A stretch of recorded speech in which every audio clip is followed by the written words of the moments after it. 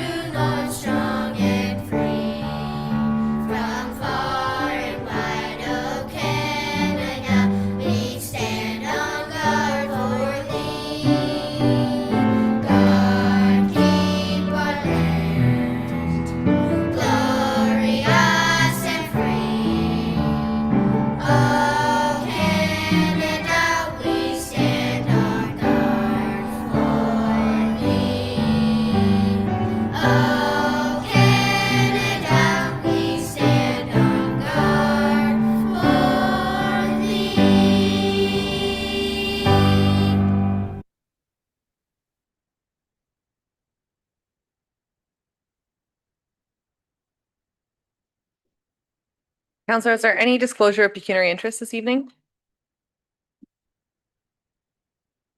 Not seeing any. We will now move on to item 7.1, and I would like to propose that we move at this time item 7.1 on the agenda to be dealt with now during the meeting.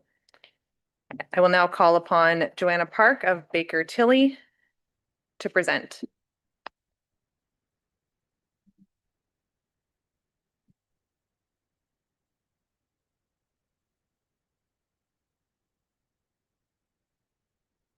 Good evening and welcome. Thank you. Do I have to push anything? No. Should I? Just the next slide as directed, please. Perfect.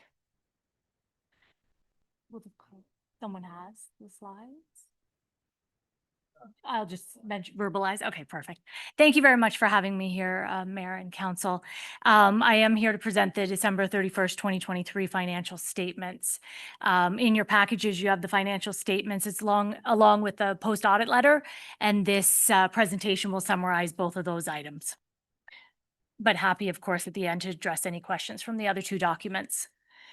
We start with the independent auditor's opinion, and we replicate the most important paragraph of that 3-page report. And that is the second paragraph, and it's our opinion paragraph. And it says, the accompanying financial statements present fairly in all material respects the financial position of the township at December 31st, 2023. So that's a clean auditor's opinion. That's what you would expect to see. One thing to note, the word consolidated, they are consolidated with your library, your BIA, the Midhurst Union Cemetery, along with lots of other recreation committees. And so it's all consolidated into one. And they are in accordance with Public Sector Accounting Board standards. On the next slide, we're required to let council know what we do as part of our audit. We review minutes, the closed and the open sessions, to make sure that anything that's financial is represented appropriately in the financial statements. We do lots of testing. We do substantive testing. We do random sampling. We look at management's estimates to make sure they're reasonable. And we look at the various systems. We look at the systems of internal controls. We do testing on that. We look at the money coming in, the money coming out, and the adjusting journal entries for those. On the next slide, other matters that we're required to let council know about. We didn't have any significant disagreements with management during the course of the audit. Of course, this is not at any time when anyone would want to see the December 2023 financial statements. We are later there. There was staffing changes, as you're aware of. So there was delays in us obtaining information for the audit.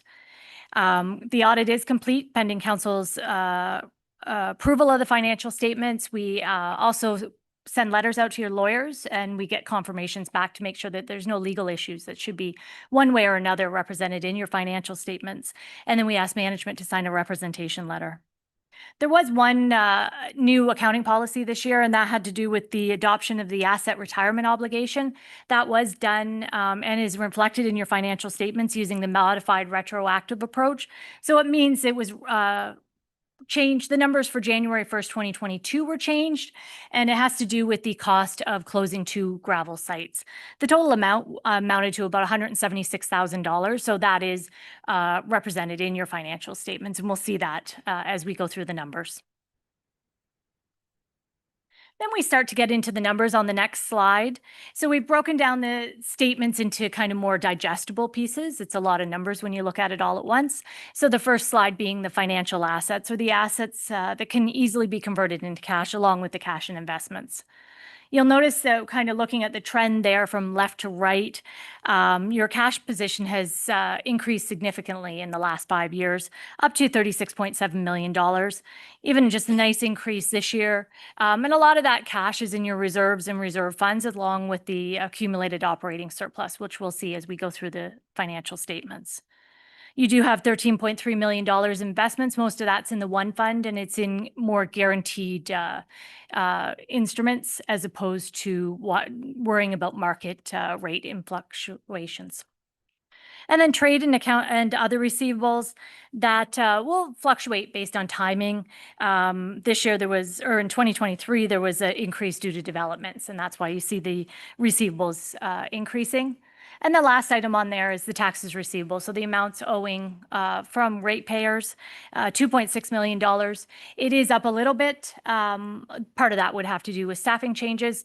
But when you look at it compared to the total assessment, you're at 6.4% compared to 6.2% the year before. The province looks at a guideline of 10%. So you're well within that guideline for sure. We look at the next slide. That's the financial liabilities. Your accounts payable and accrued liabilities, that's amounts owing for the 2023 period that just weren't paid, along with developer deposits. There's about 5.1 million of that 14.4 million is developer deposits, so amounts paid by them that will be paid back to them one way or another. The rest is to do with accrued payroll and just general contracts, invoices that related to 2023. Your obligatory reserve funds, that's your development charges that you have on hand that you haven't spent. There's $8.4 million there. Your Canada Community Building Fund, also known previously as gas tax, $2.3 million. You have some OSIF funding that hadn't been spent, $1.4 million, and then some other funding, COVID funding and parkland fees that are included in there as well to amount to $13.3 million. So that's amounts in your bank account that are for specific purposes to be spent in the future periods. Your deferred revenue other, the same. It's grants that have been received, just haven't been spent yet. An increase there just with a contribution for the proposed community hub in 2023. Your long-term debt is going down nicely, $1.9 million. Nothing new this year, and you actually had, or in 2023. When I say this year, I mean 2023. I think that's probably easier to say. You did have one roads loan that was paid off during the year, and there's another one that was paid off in 2024. And then your asset retirement obligations, that's what I talked about initially. That's the estimated cost to close the 2 gravel pits, and that's an estimate. And it increased just with the change of kind of the estimate. So it amounting to about $214,000. The following slide just shows a trend of your net financial assets. So the financial assets minus your liabilities, nice trend there, just going up each year. And again, you see that with your increase in your reserves and your reserve funds. Your non-financial assets are the assets that aren't easily converted into cash, the biggest one being the tangible capital assets. So that's everything from your buildings, your roads, your water and sewer. And this is the net book value of these assets. So the historical cost of those assets minus the accumulated amortization, because they get expensed over their estimated useful life. So you see an increase there, and that's because there was purchase of about $7.2 million versus the amortization or the expensing of those assets over the useful life of just under $6 million. And we'll see on the next slide what those additions of $7.2 million were. And then the prepaid expenses, that's expenses that were paid in 2023 relating to future periods. So that would be anything to do with insurance, membership, software fees, that kind of thing. So The following slide shows the $7.2 million in additions and the breakdown. Just as a reminder, in 2023, you had a significant amount in vehicles, machinery, and equipment, $1.5 million. There was a new fire ladder truck, a SUV as well in there, building department vehicles, and a new loader. So that was the 21% of your additions had to do in that category. And no surprise, 53% being in roads. So there was Nursery Road, Simcoe Street, Buckley Street, to name a few in 2023 that were done. And then some other little bits in kind of in all the categories there. The one thing good to look at on the next slide is the amount you're replacing your assets at compared to amortization. Amortization is done on the historical cost of the assets, but you want to make sure that you're replacing the assets, maybe not every year, but definitely in a, overall at a greater rate than the amortization. If you keep just doing it at the same rate as amortization, you're going to end up, definitely in that kind of capital deficit word that gets thrown around. So you can see that over the last 5 years, you've been replacing your assets definitely at a greater rate than amortization. We look at the accumulated surplus on the following slide. Overall, when you look at your financial statements, you have $189.3 million accumulated surplus, of which $159 million has already been spent and committed. And that's the amount you have invested in capital assets.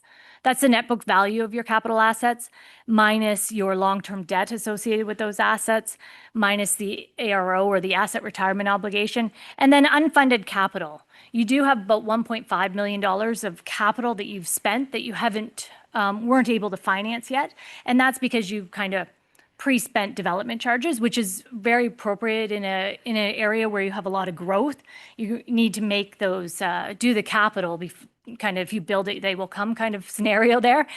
So there is $1.5 million there, the DCs that once you receive it, then they will be spent and then that will cover off the financing. So that's the top number there and by far the biggest number there.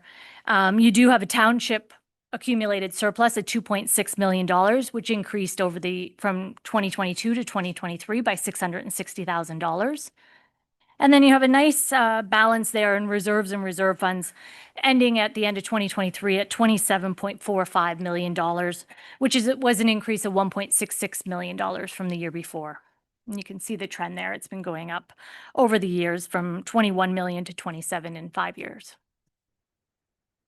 I get quite often asked if this is enough to have in our reserves and reserve funds, because it often, it seems like a big number, but of course, this is where the asset management plan comes in, right? You really need to look at it and figure out, is that enough? When we have to replace that bridge or do that road, making sure that you have a plan in place to have that. And, so quite often there's the struggle there of, having too much on hand, but then all of a sudden, you have to do a bridge. Well, there could go half your reserves if you don't have funding for it. So that's where the struggle and the, working with management with the asset management plan really comes to see it all come together.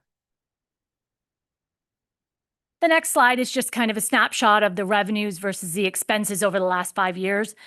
Depending on if you get capital funding, you'll quite often, that's what happened in some of those years there. If you have capital funding, you're going to have more revenue than expenses because of course you recognize all the revenue in the year you receive it, but then you don't have a matching expense. It's being expensed over the useful life of the asset that you purchased it with. So sometimes that will skew it a little bit and sometimes it will make it look like more of a surplus than it is. So looking on the next slide at your total revenues, you had budgeted almost $29 million in revenue. Your actual revenues were $34.3 million.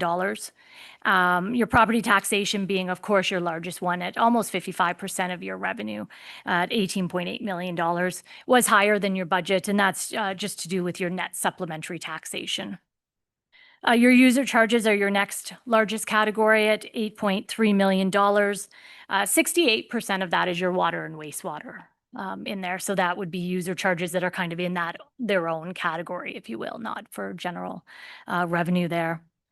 Your province of Ontario was up in 2023, and that's because you had $1.5 million in OSIP funding for roads, all the roads that were done, and we saw that in the additions. You did have $1.5 million funding for those.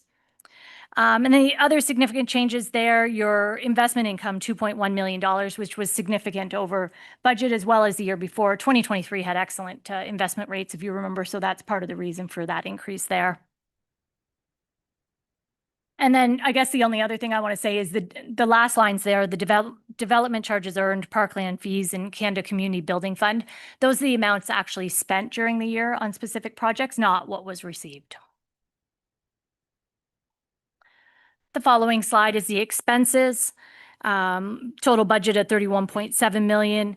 Actual was about just under $30.9 million. So very similar when you're looking at that size of numbers there.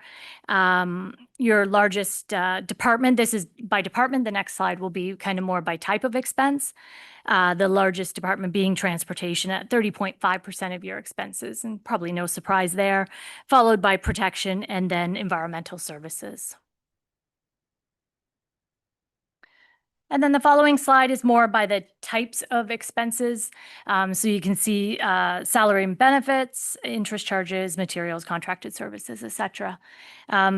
Overall, salary and benefits under budget there was different gaps during 2023 in staffing. So budgeted for the full position, but weren't necessarily able to fill it for the entire duration. And that is the end of my presentation. Are there any questions?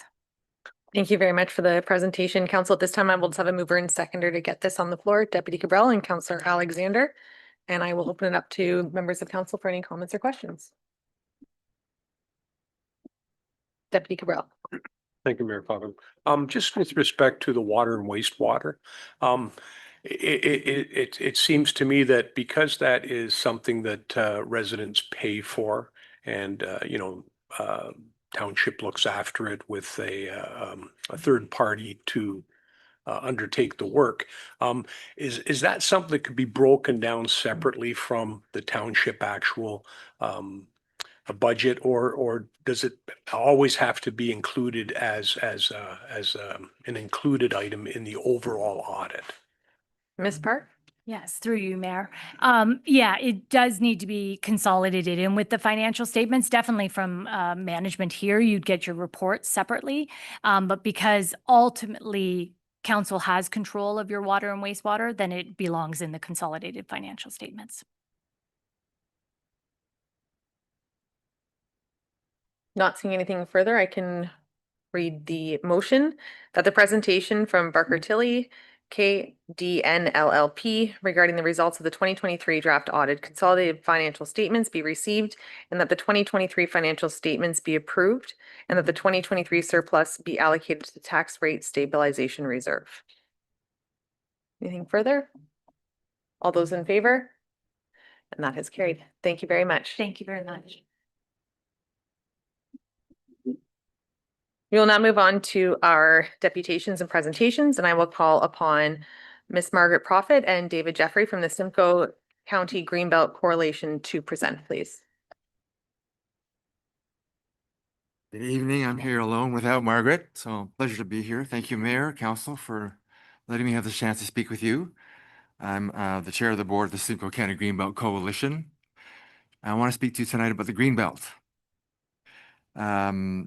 A little bit about me first. Of course, chair of the board, but I also spent about a decade at the Chicken Bit Community Health Center in Midland, founding that and running that. Spent 5 years as a national director of development with the Canadian Parks and Wilderness Society, commonly known as CPAWS. And during that time was part of the protection efforts around the Nahanni River Valley system, ending up protecting 35,000 square kilometers in Northwest Territories. And I spent about 10 years at the United Way of Simcoe Muskoka prior to that, just to give you a little flavor of what I'm about. I live in Tiny Township, spent 8 years there now, 10 years in Midland, almost 20 years in Medonte before it was Oro-Medonte. Raised my daughters there and care a lot about what happens in our region, like you do. And I'm deeply concerned about what happens, of course, like you are. And I know you spent quite a bit of time in the past putting in place some protections, the Willow Creek and the Minising Wetlands, for example. So this is in that vein. This presentation's in that vein. Next slide, please. So who we are, I'm just going to switch here so I can read my own material better. So we're a 47-member coalition in the county of Simcoe here. We believe that Simcoe County thrives and is ready to respond to the challenges of climate change. And we really want to work at building a resilient, just, and affordable world for future generations. And this is a conversation about future generations. So we're advocating for strong land use, watershed protections, such as the Green Belt, which is about this conversation. And some of the members that work in your area, to some extent, are groups like the Elm Vale Foundation, the Friends of Simcoe Forest, the Huronia Land Trust, the Ontario Farmland Preservation, Nottawasaga Steelheaders, Ontario Headwaters Institute. They're all members of our coalition. Give you a feel for who's working here in your community. Next slide, please. So there's a tremendous opportunity here. The Greenbelt, as we know it, has been incredibly successful. You can see the data here. 2 million acres has produced $71 million of annual carbon offsets, 9.6 billion annual economic impact, 3.2 billion annual worth of ecosystem services, and 224 million worth of annual flood preservation services. So making sure that water protection and prevention is there, the green space allows for flood prevention, and this is part of what this conversation is about, all those services in our region. Next slide, please. This is a picture of the current Greenbelt area, and in Simcoe County, it runs along the southern, western, and southeastern edges of the county. On the western side, that's part of the Niagara Escarpment area. And in 2018, the province proposed to grow the Greenbelt into Simcoe County as a key area to protect threatened water and farmland resources. So there already was, all the way from the beginning of the concept of the Greenbelt, an idea that we would expand it north and somewhat into the west into Waterloo and into the east into Northumberland. That was always part of the concept. So now we're just coming back, circling back to that. Next slide, please. When the Greenbelt was established, and the Wynne government enacted that they required a review every 10 years. So there was a review in 2015, and we need a review this year.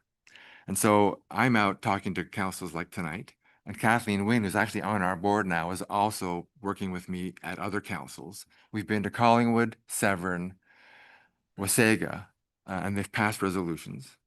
And we are working towards Bradford, West Gwillimbury, Wasaga, Clearview, and Innisfil within the next week.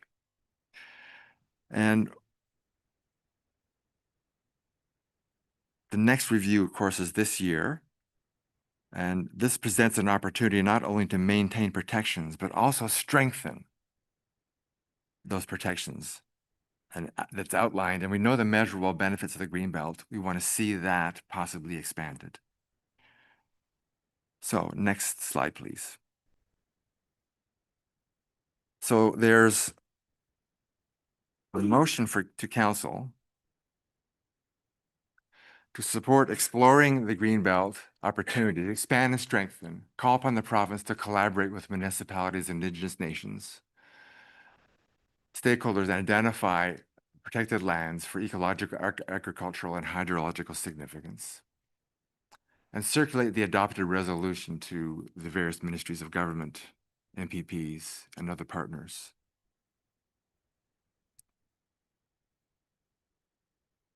I think the opportunity here is for you to be a Greenbelt champion, if I can say it that way.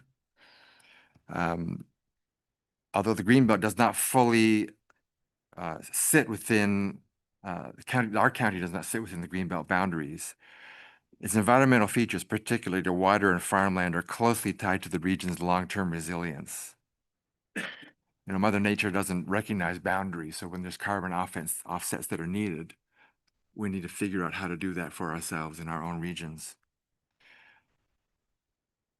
The motion also references a 2015 coordinated land use planning review, which recommends expanding the greenbelt into key hydrological areas such as moraines and headwater systems to better protect water and ecological health. And we know in Simcoe County, there are at least 4 significant moraine systems that are headwaters to groundwater all over our region. And here, of course, the moraine that borders the Snow Valley Road is one of those. So what we're asking here is for you to put your voice forward to support this motion. And we're asking, we're encouraging the province with you as partners to conduct a review with rigor, with scientific depth that sows the seeds for a possible expansion. So I don't know if you've seen the motion itself in your package. I don't know if is there another slide? Maybe not. That's probably it. That be a Greenbelt champion. So I have the motion here. I won't read the whole thing, but I'll just touch on one of the whereases. There's 7 of them. Whereas this council supports initiating dialogue with the province, Indigenous nations, and community stakeholders to explore opportunities for expanding Greenbelt boundaries and strengthening its policies in alignment with local planning goals and environmental needs, your planning needs, environmental goals and needs. The resolved is, therefore be resolved, council supports the exploration of opportunities to expand and strengthen Greenbelt protections. 2, council calls on the province of Ontario to collaborate with municipalities, Indigenous nations, and stakeholders in identifying and protecting additional lands of ecological, agricultural, and hydrological significance. And 3, a copy of the resolution be forwarded to the Minister of Municipal Affairs. So we've seen that, other municipal governments. So that's the ask. And that's my presentation. And if you have any questions, be happy to entertain those as best I can. Thank you, Mr. Jeffrey. At this time, council, I'm just going to ask for a mover and seconder to get this on the floor. Councillor Fisher and Councillor Moore, and comments and questions. Councillor Fisher. I thank you for your presentation. I think it's highly pertinent all across this province, but certainly Simcoe County and Springwater is no exception. I agree with your sentiments around planning certainty, farmland protection, and water protection as well. I think this is something that is ever more important. I would also like to propose an amendment endorsing the motion put forward by the coalition as well. So I'd be looking for a seconder. Thank you. And it looks like you have 6 of those. So I will move to Councillor Moore as the seconder, and I will open it up to the rest of council for opportunity for comment. Councillor Thompson. Thank you for coming, Mr. Jeffrey. You certainly have my support.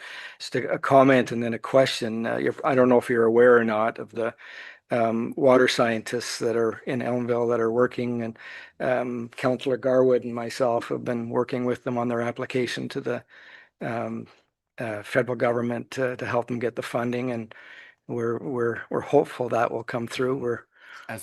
They're doing such great work, and we have the cleanest water in the world, and we'd like to find ways to keep it that way. So just so you know that our township is supporting that initiative. Just a question, you probably know what's going on with the boundary between Barrie and... I have heard. You have heard, and just wondered how you feel about the city of Barrie protecting the Little Lake wetlands and turning that into a protected area and conservancy. What are your thoughts on that? Well, that's welcome. I mean, the way we can protect those endangered and carefully monitored and necessary spaces to protect our groundwater and our wildlife and our particular fauna and flora, I highly support that. Yeah, for sure. Councillor Garwood. Thank you, Mayor Coughlin, and thank you, Mr. Jeffrey, for being here. I really enjoyed that presentation. Echoing to what Councillor Thompson has indicated regarding the Elmville Foundation and obviously the work that they've done. So I completely support your motion, and I'm happy to second it if there's not already a seconder on the floor. But I think this is absolutely important. As we know, we are a rural community here in the township of Springwater, representing a vast various farmland and like we talked about as well, the cleanest water in the world. So I'm excited and happy to support the endeavor any way I can. Thank you. Now let us turn to the clerk. And the intention was to have the scripted motion. Okay. Any additional comments or questions, Deputy Cabral? Thank you, Mayor Con. I'm just wondering if there might be a larger reach as far as the distribution of that resolution. And at this time, it says a copy of the resolution be forwarded to the Minister of Municipal Affairs and Housing, the Minister of Environment, Conservation and Parks, MPP Doug Downey, and Association of Municipalities of Ontario. Are there any suggestions in addition? I would ask that the municipalities within Simcoe County also be included in that. As well as Premier Doug Ford. And the Association of Municipalities of Ontario's would accompany all the county of Simcoe, but we can add that for a second time. And the clerk has added the Premier Doug Ford up the top. Councillor Moore?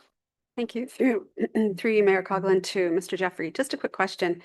The Township of Springwater has had its own kind of greenbelt buffer zone between the city and the municipality. But I think that that is a common practice, or had been common practice across the province. I'm just wondering what you know about sort of those policies that were put into place, if you know of many others that has been protected, I'll say. And speaking with Margaret last night, I became aware of that greenbelt structure you have here in your region, but I'm just not well enough versed to be able to comment further on what's happening in other parts of the province with regard to municipalities establishing their own form of a greenbelt protected area. I don't know.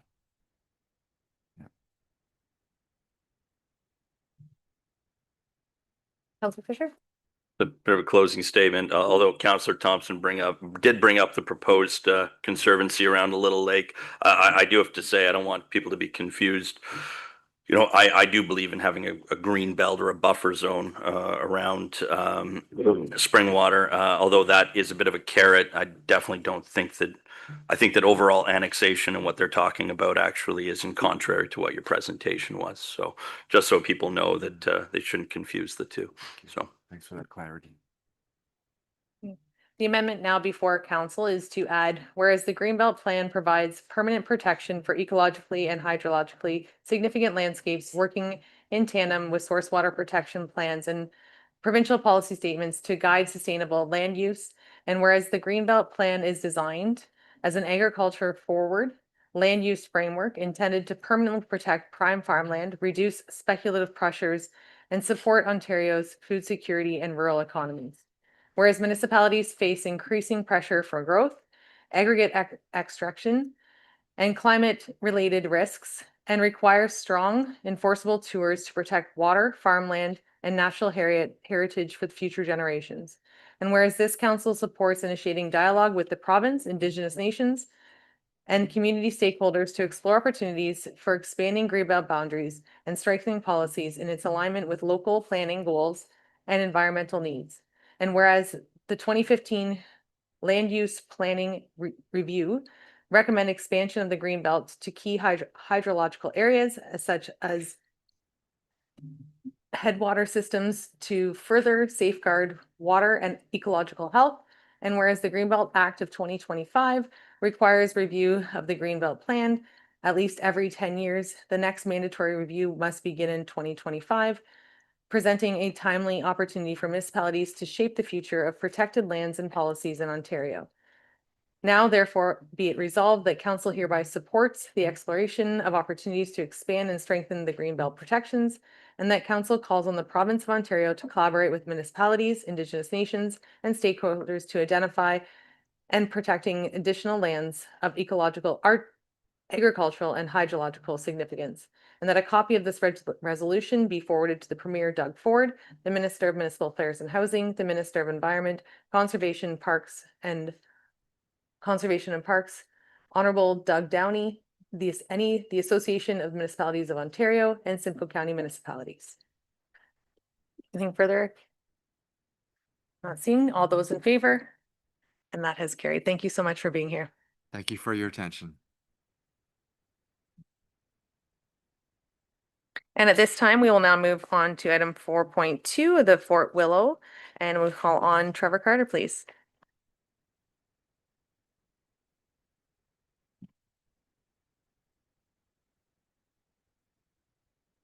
Thanks Welcome. for having me back, councilors. Thank you very much. Oh, we've got the slide up there. Great. In May and June of this past school year, the previous school year.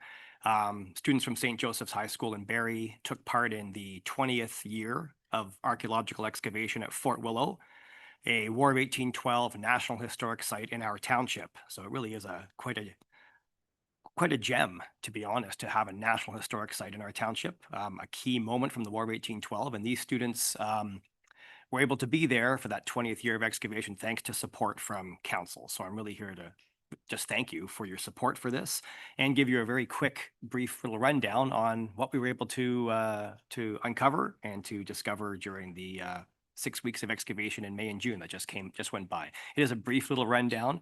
The report writing takes a whole year of my time after the dig is over. So the analysis is not complete, but I just thought I'd give you a little impression of what we were able to accomplish out there.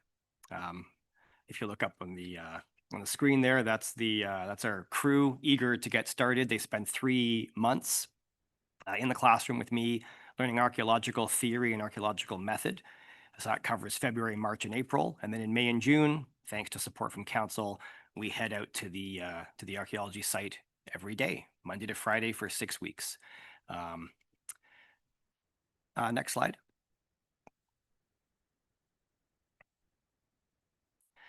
Each year, the real purpose of the dig is to give the students a pretty unique experience discovering history on their own, not just reading it from a textbook, but we also have larger academic goals in mind. They may not realize what those are, but that's part of why we're there. And this year, we decided to excavate an area that was excavated in 1959 by an archaeologist who believed he had found the area where the soldiers lived, the barracks for the soldiers. Why would we re-excavate that spot, you might wonder? Well, in 1959, that archaeologist didn't follow archaeological procedures properly and simply dug holes with a shovel looking for some nice large objects, didn't write a report. We don't know where these conclusions came from, but also didn't screen the soil. So we don't know where he dug exactly, but if we even hit a spot that he did dig, the artifacts that are small are still there. He only picked up large stuff and put everything back. So we still get really good information from re-excavating those locations. We hope we don't hit his spots, but without a map, we don't know exactly where he dug. So here we excavated the area that he believed was the soldiers' barracks. And next slide. And this is the same building, but from a different angle, and far off in the distance, you can see we checked out a second building, which that same archaeologist in 1959 believed was the stable. So we're trying to determine, are these the two buildings that he said that they were? Next slide. So the students use proper archaeological methods, the same methods you would use on a university quality excavation. They do university quality work. Their notes are excellent. Their devotion to the task at hand is complete. You wouldn't believe these are high school students. They take this very seriously. I drill into them that any mistakes that they make, we can't fix this. This is a real archaeological site. We're only able to be here thanks to my archaeological license with the Ministry of Culture to conduct a real archaeological dig. These aren't buried ahead of time, and they take this very seriously. They know any damage they do can never be fixed. So if you've been out there when we've been out there digging, you're always welcome, of course, to come and visit. You'd notice the devotion that they have to the task at hand. So here they are excavating. Next slide. Those are the screens that we use. So luckily we use screens. Like I said, the archaeologist in 1959 did not. So anything small he didn't notice, just picked up nice objects that he thought were worth keeping. So we screen everything. There's one of the screens set up near an excavation square. Next slide. And eventually you screen a lot of soil. There's no shovels here. We're excavating with a trowel. So we're excavating millimeter by millimeter. It's almost like imagine slicing cheese. That's how slow this is. Students learn patience, and they, like I said, they take it seriously. They are very patient with this. But actually in the background, you might be able to see along the gravel path, there are some interpretive signs. Those are new signs that were put up by the Nottawasaga Valley, but the story on those panels is based on the work that we do. So we try to use the information we're digging up to help visitors understand the history of the site when they come through. So we're trying to give back to the local site, but also our findings make their way to national history as well. This is a national story, not just a local Springwater story as well. Next slide. Here, one of the students did hit a spot that was previously excavated in 1959, and you can see the difference in color between the foreground, a nice brighter yellow sand, and then a more splotchy looking darker sand in the top half of the slide. That's the students are excavating that carefully. They can find the edges of previous excavations. So this student was a bit concerned at first that they had hit a spot that had been dug in 1959, but I reminded them none of that soil was screened. So you're going to find a lot of artifacts in there, and they did. And so what kind of things did they find? Next slide. Artifacts we hoped to find were War of 1812 related. These are copper artifacts from the uniforms that the soldiers would have worn there.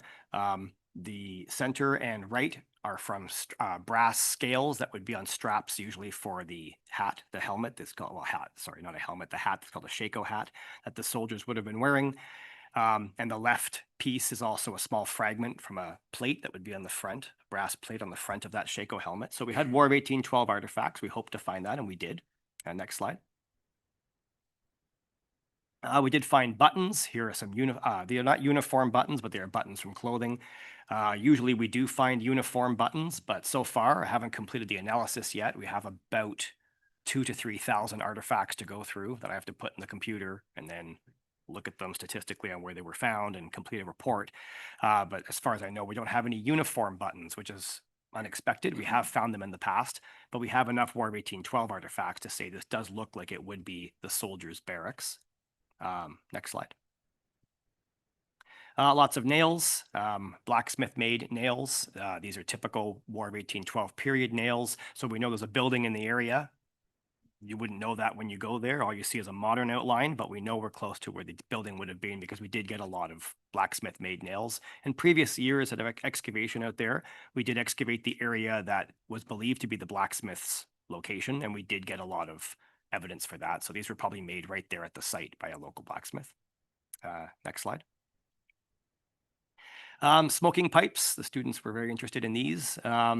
Everyone smoked back then, and we find a lot of tobacco smoking pipes made of ceramic, and these are a whole bunch of pieces of them, some pipe stems on the left, fragments of pipe bowls on the right, sometimes with markings on them. Sometimes the soldiers would scratch their name into this soft ceramic so they would know it was their pipe.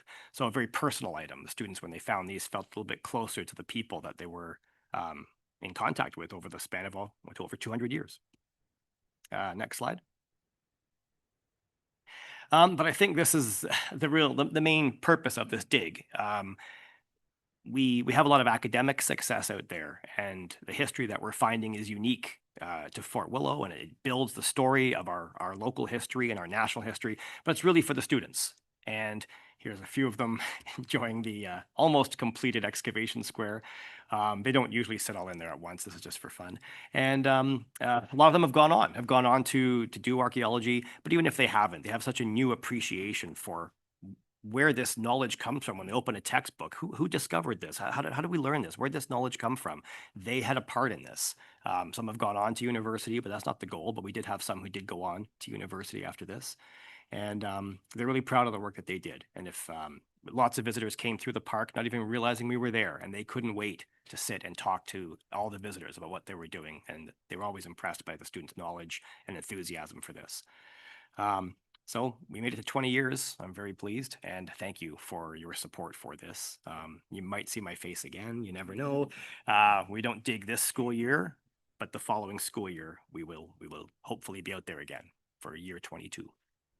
Thank you. No, thank you. Thank you very much. And we sincerely appreciate you coming back to update us on this. Council, I'm just going to ask for a mover and seconder to get this on the floor. Councillor Garwood and Alexander, that the delegation from Trevor Carter regarding the 2025 Fort Willow Archaeological Field School Council update be received. And at this time, I will turn to council for comments and questions. Councillor Alexander. Thank you, Mr. Carter. I was excited to hear you were coming back to show us after such an amazing opportunity for the local students. It's real life. As you said, it's not textbook. It gives them a whole new appreciation. We have this in our own backyard. So what you do is just amazing work. And I sincerely hope we see you back here for support again. Councillor Garwood. Thank you, Mayor Coughlin, and thank you, Mr. Carter, for being here. And I echo Councilor Alexander's comments here. You mentioned academic success, and that's something that stood out for me. I work in education as my day job, so I understand the importance of those unique experience for our students, especially in our area. I know firsthand how that hands-on type of opportunity is significant. And when this council is able to support your initiatives and not only Springwater students and residents, but at this very important place in our backyard here, I think was fantastic. And come back anytime, and I'm happy to support it. Thank you very much. And I think too, beyond academics, I think that the world our kids are growing up in is not one that often causes them to reflect on how we got here and why we're here, and situations like this that allow our children to just realize that the world doesn't actually revolve around them every day. So thank you so much for this. And it's an incredible opportunity, and thank you for letting us be part of it. So not seeing anything further, council, all those in favor? And that has carried. Thank you. Thank you for your time. We will now move on to item 4.3, which is Swoop Fiber, and I will now call upon the Chief Marketing Officer to present.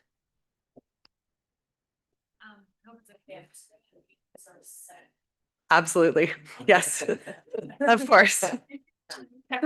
No. Always important to have those people that can actually answer the questions that you say. But no, nice to see you again, and thank you so much for being here. Yeah, thank you. Seen some of your faces recently, and some of you may remember me from a couple of years ago when we were here bringing Swoop Fiber initially. So today we are here with an initiative, and we thank you for your time. So we're really excited to be back here to propose a significant and modern upgrade for the Elmville Arena, a vital hub for this community, as we know. And this is our objective. We want to enhance the experience for every person that walks through the arena or is on the arena grounds. So for example, we have the Fall Fair coming up, lots of vendors, businesses, visitors to the area. We want to provide state-of-the-art wireless connectivity. And I want to emphasize one of the really most important parts about this. This is part of our community initiative. So this is from the entire project from start to finish is fully funded by Swoop Fiber with absolutely no cost to the township. Sorry, you can go to the next slide. That is actually what that slide was for. So connecting the community. What exactly are we proposing with this public Wi-Fi? We want to install a high-performance fiber-fed wireless network in the arena. It's not just about basic internet. It's about enabling two powerful and high-value services. So the first is the free public Wi-Fi. In today's world, connectivity is an expectation.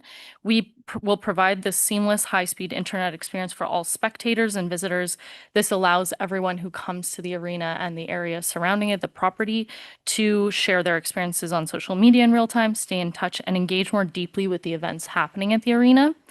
The second is high-definition live streaming. So this is we've been working with the Elmville Minor Hockey Association, and this will give local hockey teams the ability to broadcast their games professionally. Imagine grandparents, relatives, or scouts being able to watch the games live in crystal clear, high definition from anywhere in the world. It elevates our local teams and connects them with a much wider audience. You can go to the next slide, please. All right, so the benefits of this project extend to everyone involved with the arena. It truly is a win-win situation. That's the way we look at it. Number one, for spectators and guests, it means no more frustrating data usage for those cell phones, and no dead zones. That everyone can stay connected and share their moments freely. For our local teams, it provides a professional platform to showcase their talent and build a larger following. For media and scouts, it offers reliable high-speed connection they need to do their jobs effectively. And finally, the township. This is a chance to add a modern, high-demand amenity to a key public facility, making it more attractive for residents, guests, and all again, no cost to the township itself. You can go to the next slide, please. So We understand that the arena is a busy place, so we've designed our installation process to be as seamless and non-disruptive as possible. It's a simple 3-step process. First, the groundwork is minimal. We will run a single fiber line through a protected conduit under the sidewalk and bring it into an existing utility closet that's already there. This is a targeted and efficient process. Second, equipment will be strategically placed and discreetly placed. We'll mount one high-performance access point in the northwest corner of the arena. Its position is designed for broad, unobstructed 120-degree coverage of all spectator areas without being an eyesore. And finally, our expert team will handle all testing and activation to launch the service, ensuring a smooth rollout with no interruption to any scheduled events or arena operations. And later on, I'm sure people will have questions.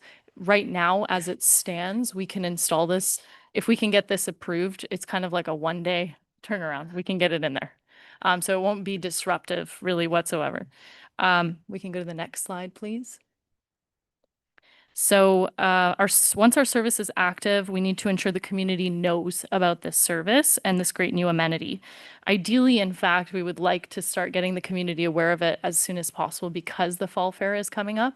So we would like to have vendors be aware that they can use our internet for their booths, and visitors and guests can come. And so that does create a bit of a timeline crunch for us, but we understand that, whatever is feasible and what's not is what's not. But our promotional plan is designed to be clear, professional, and done in full partnership with you. Inside the arena, we plan to use existing advertising boards, specifically a 4x8 and a 3x10 space for simple, clear signage. We'll supplement this with portable A-frame signs in high traffic areas and simple 8.5 by 11 inch, so printer paper sized notices in common areas to remind people how to connect. Beyond the arena, we'll coordinate with township staff on digital announcements using social media, email lists, or other digital channels to spread the word if feasible. Crucially, the goal here is to only to promote the availability of this free service. All designs, content, and final placements for any signage will be submitted to the township for review and approval before anything is produced. Next slide, please. So this project is a partnership, and we believe a successful partnership is built on clear expectations. This slide directly addresses the key points of our proposed agreement. So I did send a first draft of that agreement out to Michael Burney, the IT manager. But again, kind of everything that we discussed here will be laid out in there. To be clear, Swoop Fiber takes full responsibility for the service. We will handle all operations and maintenance. The only item that we are requesting is just the use of power at the arena. And so that is a passive power. It's not going to require any new equipment, not going to be, we're not going to cause any power surges there. Nate will talk about it a little bit more, but we essentially just kind of have to plug in one of our ONT gateways. So that's the one item that we do need. But other than that, we're going to handle all operations maintenance. We're going to provide a dedicated contact channel for any user support issues so the township staff will not be burdened by this. We ensure our service is fully compliant with the CRTC privacy and security standards and any other laws and bylaws in regards to privacy. The user-facing Wi-Fi portal will have a clear disclaimer, so there'll be a page when people log in that it clearly states it's a Swoop Fiber initiative, it's not the township, we take all liability, and there's a disclaimer stating all of that. So, and then of course the rules of using the Wi-Fi, so making sure it's being used responsibly. The township's role is straightforward, just to provide scheduled access for that installation and that sustained power source for the equipment. Next slide, please. So that brings us to our final slide here and our formal request. To bring this fully funded project to the community, we are just seeking council's approval before we, cross the line from what's already approved in our township plans over to the arena, which is, of course, a township property. And we've detailed that in our agreement. We will include the schedules of the actual property. We're going to include exactly what we're going to have to bring in terms of equipment and all that. Upon your approval, we'll immediately coordinate with staff to finalize that installation schedule. So because it's coming up, ideally, we really only have that Tuesday, I think, right? It's tight. It's tight. So It's doable. it's doable. It's doable, and we'd love to get it done for the fall fair. This is a initiative that we want to take on with or without the fall fair, but if we can get it before the fall fair, that would be wonderful. Because I think Tuesday is that one day where we have a window where we can do that installation. Again, it's a quick one, but again, I know there's legal stuff involved, so upon your approval, we're gonna start that. We're gonna get going with the work. This is a unique opportunity to deliver a valuable new service to the residents of Elmville and all visitors and guests who come at no cost and with minimal disruption. It's a project that enhances a key community asset and reflects a modern, connected township. And again, this is kind of our first piece in our public Wi-Fi that hopefully in the future we can come back and we can discuss some more opportunities to bring public Wi-Fi to things like parks and other facilities in Elmville and beyond. And thank you again for your time and consideration. And myself and Nate are happy to answer any questions that you might have. Thank you. Thank you very much for the presentation. And before we open questions, there's going to have a mover and seconder for this. Councillor Garwood and Deputy Cabral, that the delegation from Swoop Fiber regarding the public Wi-Fi at the Elmville Arena be received. And I'll open it up for any comments or questions. Deputy Cabral? Thank you very much, Mayor Coughlin, and thanks very much for the presentation. It sounds awfully good. Certainly, a couple of questions Yep. that I have though is, would number one, would the service be 24/7? And like, we've got teams that are playing there that have folks coming in. So that's one question. And the second one would be the signage that you're seeking. That would be permanently installed, I would take it. Ideally, so that we can, communicate to people that there is the Wi-Fi available. Right. We do already have some signage at the arena, but it's marketing focused. Right, Yeah. right. But at the end of the day, Swoop is still going to be front and center on the sign. So I just wanted to Yeah. know it's not just for the fall fair. We're talking about a permanent No. installation for No, that. That kind of- maximizes our reach, of course, but Of course. we would like to keep some signage there permanently just so people know that it's So, available. That would be my two questions off the top of Perfect. my head. As far as the service, it would be on 24 hours a day, but limited access, of course, we could actually change that, but it wouldn't matter. No one's in there at nighttime anyways. They Well, wouldn't be able to get. But you got the hockey teams Yeah. that are going in there and playing, and sometimes there's people that come to watch, family and friends, Yeah, things it like would be that. on So, all operation Yeah. hours, yeah. But if, let's say, the township or the arena wanted us to limit the hours, we can of course do that. It's very easy for us, but I think our agreement so far is 24/7. Councillor Alexander? Thank you, Mayor Collin. Thank you for the presentation. It's very exciting. I've spent years of my life in that arena that has horrible, if any, cell phone service. So it's definitely a welcome addition. I do have a question that I would think probably Director Culver, given the extremely short turnaround time on this, is this, from your perspective, feasible? Director Culver? Thank you, Mayor. So the feasibility relies solely with Swoop. Fortunately and unfortunately, we're happy to provide the access, and a window of opportunity has been established. So as long as they can do what they need to do within that window, we're fine. Absolutely. Follow on? Thank you. So then I guess my next question would be, assuming all doesn't go as planned, because it does happen, I'm assuming you can just kind of back out and then come back in after, which would unfortunately be probably after the fall fair when the next scheduled, but it wouldn't be causing any type of disruption to all the work that the Floss Ag Society is doing for the fair. No, I've actually spoken in hand with a lot of the management there and people that are organizing whatnot, and we're able to slip in there Tuesday, but it's manageable without being in the way. So I've been given very clear instructions. This is when you can, this is when you can't, and the whole, yeah. Yeah. So we'll be able to pull it off without being in anyone's way for sure. And we will be able to pull it off. And just to your point, if it doesn't go as planned, yes, we can just kind of come back. It's not really, there's nothing, no heavy equipment, nothing that's going to require us to, take a big, No, yeah. the scissor lift is already there. Everything is like, so Yeah. couple of boxes, yay big. And, Yeah. Councillor Fisher? I, as a hockey parent who doesn't always make it to the games, my wife I frequently watch it on my phone in my office. So I think your point about family members watching it is absolutely true. I also back to your point about this being sort of experimental, we do it there at a major hub in Springwater and see where it goes from there. But yeah, I would endorse it. I think there's no downside. Counselor Thompson and then Counselor Garwood. Thank you, Mayor Coggins, through the chair to Miss Gordis. Yeah. Did I do okay? Yeah, yeah. Okay, all right, Greek thank last you. name is hard. Speaking of hockey, are you aware of our Foresters and have you reached out to them? Sorry, sorry, I couldn't, sorry. Are you aware of the Elmville Foresters, the new senior harvesters, I know, sorry, the harvesters and, They play in the same arena. It's all good. Yes, I've heard of them, yes. I don't know if we've reached out particularly, but Nate not has yet. been, okay, not yet, Not yet. but I am aware of them.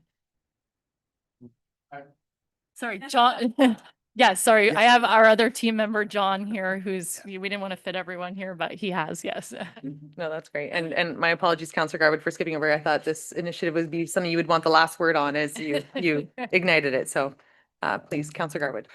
Thank you, Mayor Coughlin, and thank you both for being here. Obviously, I'm fully supportive. I'll get that out of the way.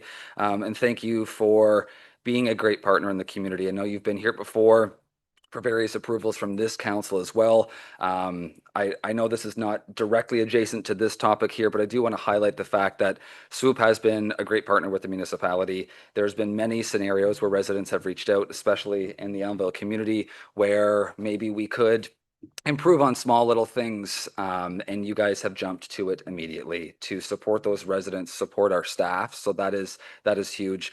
Also, being an Elmville business, that's also something that's very important. You are based in Springwater Township. The mayor and I had the opportunity to tour your facility just a few months ago and have that firsthand experience at seeing the site. So I appreciate that as well. And I do think the connection to EMHA and to the harvesters as well, especially with that group just taking off. I know John will make those connections well with the local hockey community. I know that's so important. So anyway, I'm really excited to see this happen, whether it's for the fair or beyond the thank fair. It's something that we need. Again, having spent many years of my life in a building with no service, I think it'll be a welcomed addition for any of our visitors that come to our great little Elmville Arena. Thank you. Amazing, thank you. And thank you. And thank you very much for hosting us. And to be quite honest, I was quite shocked when we came for our tour. I had no idea the level of customer service that you provide to the residents, like actual home visits. If someone can't figure something out, they go so far above and beyond. There's a space within their office that is a community space that has a gaming TV and a computer set up with a little office for people that don't have access to come and use that access. So I had no idea, and I think that we're going to work together to make sure the community does know that that's available to them. But the support that you've thrown and shown, and there was a lot of maps and a lot of dots, but the idea of creating this connected community where the small town is still there, but I don't know, you're talking about getting our downtown to be Wi-Fi and to have all of our spaces with Wi-Fi. Like it's incredible. So thank you for choosing Springwater. Thank you for choosing Elmville, and thank you for being incredible community partners. Thank you all. We're part of the community. We're here to stay, so you'll definitely be seeing us here a lot more. Deputy Cabral? Yep, thank you, Mayor Coughlin. Just a thought that occurred to me, and I think you may have answered it, but it's kind of a unique situation over there with respect to boundaries, respecting the arena and the outside grounds. And the Agricultural Society has been involved in you just don't want to miss someone else that has a say in it, and they then feel a little bit out. So that's it. If you're answering it, then that's fine. Councilor Garwood? Thank you, Mayor Coughlin, and I thank the Deputy Mayor for bringing that up because that was on my list as well. So yes, of course, we have a unique partnership when it comes to the Floss Ag Society owning the land in around the arena, of course, which not a lot of folks know that sometimes, and of course the municipality owning the arena itself. So the Floss Ag Society has been made aware of the project. I will let the society speak for themselves as to where they stand with it, but they are aware. So thank you. Amazing. Thank you. Not seeing anything further. At this time, council, the delegation from Swoop Fiber regarding public Wi-Fi at the Elmville Arena be received. And do we require any redirections? Oh, we have a redirection. Thank you. Thank you, Mayor Colglen. Yes, I did speak to the clerk earlier regarding a redirection, and I would like to make an amendment to endorse the project and permit swoop access to the facility as soon as possible.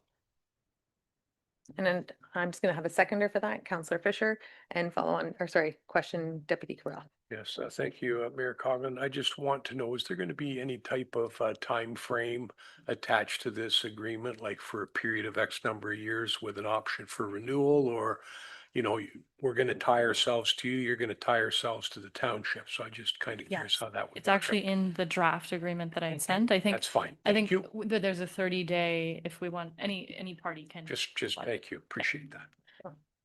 So I have an amendment proposed by Counselor Garwood, seconded by Counselor Fisher. All those in favor of the amendment? And council will move back to the main motion as amended. All those in favor? And that has carried. Thank Good you luck so on much. Tuesday. Yes.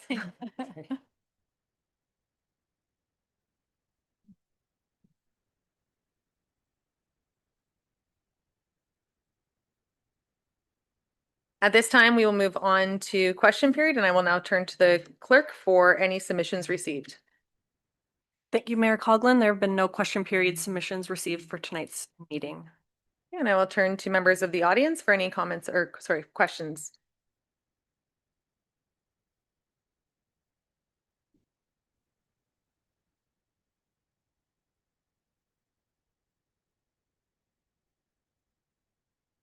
Evening, Mr. Spring. Please state your name and address. John Spring, 2438 County Road 92, Elmville, Ontario. I would like to ask for a quick show of hands from the Springwater councilors who are not in favor of giving up Springwater Township land to Barrie. Also, I recently learned as a result of a notice of motion regarding the placement of extra parcels of land on a map that Barrie did not ask for, that the minutes were sought for the initial meetings that took place in January or February of 2023, which included Mayor Nuttall, Mayor Coughlin, Mayor Greenlaw, and Deputy Mayor Peter Lavoie to discuss boundary adjustment with Barrie. I learned on seeking further information from a council member regarding these minutes that Mayor Coughlin made a comment, and I quote, "You cannot mention anything about me being part of this discussion to my council, or it will never pass." On making this comment, why did you want to keep it secret from your own council, and why did you say it would never pass? And thank you for the question. Actually, that's a complete misquote. The quote that was provided by Mayor Greenlaw to council, that's his recollection. He put quotations around something that I'm not going to sit here and refute with you. So thank you very much for bringing that to the attention, but I don't have anything further to say. I am sure that if we ask Mayor Greenlaw, that he will tell me that I'm not misquoting. Thank you.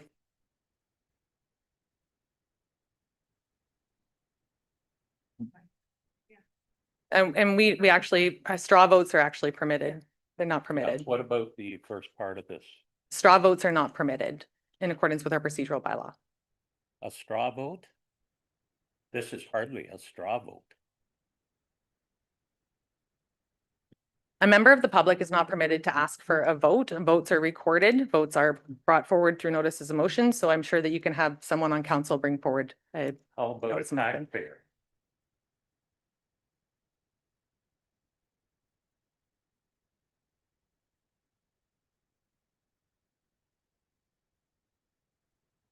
Counselor Fisher. Mr. Spring, I wasn't even aware that straw votes weren't permitted. However, I can certainly tell you where I stand on the issue. I am not in favor of annexation, so I don't mind answering your question. Is there We'll now something move on funny, to- Mr. Thompson? We will now move on. Is there any other members of the public who wish to ask comments, questions?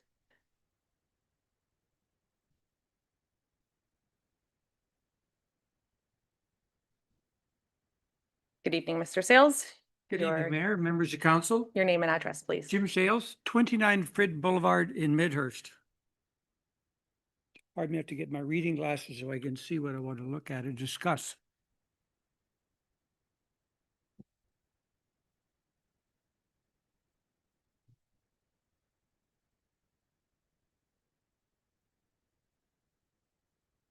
I want to discuss a report that I read. It was quite interesting. It was a legal report given to the Springwater Township.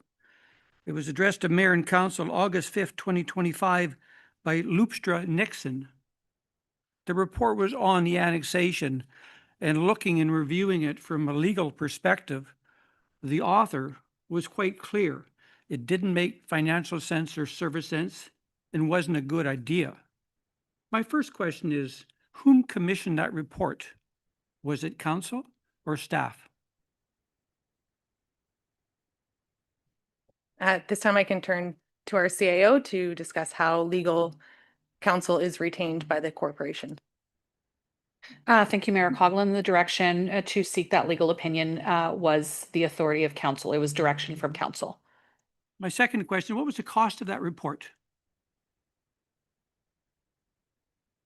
A ballpark would be, you don't have the exact. Mr. Sales, I believe that we can, CO Ainsworth can respond to you with that accurate information. So then my third question is, council then requested staff to commission this report. Obviously, there was a cost to it, yet when the results come, nobody pays attention to them, just disregard them.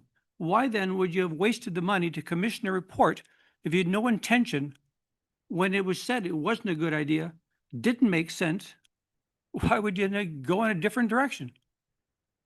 I just don't understand. Maybe you could help me. Those three members that think it is a good idea.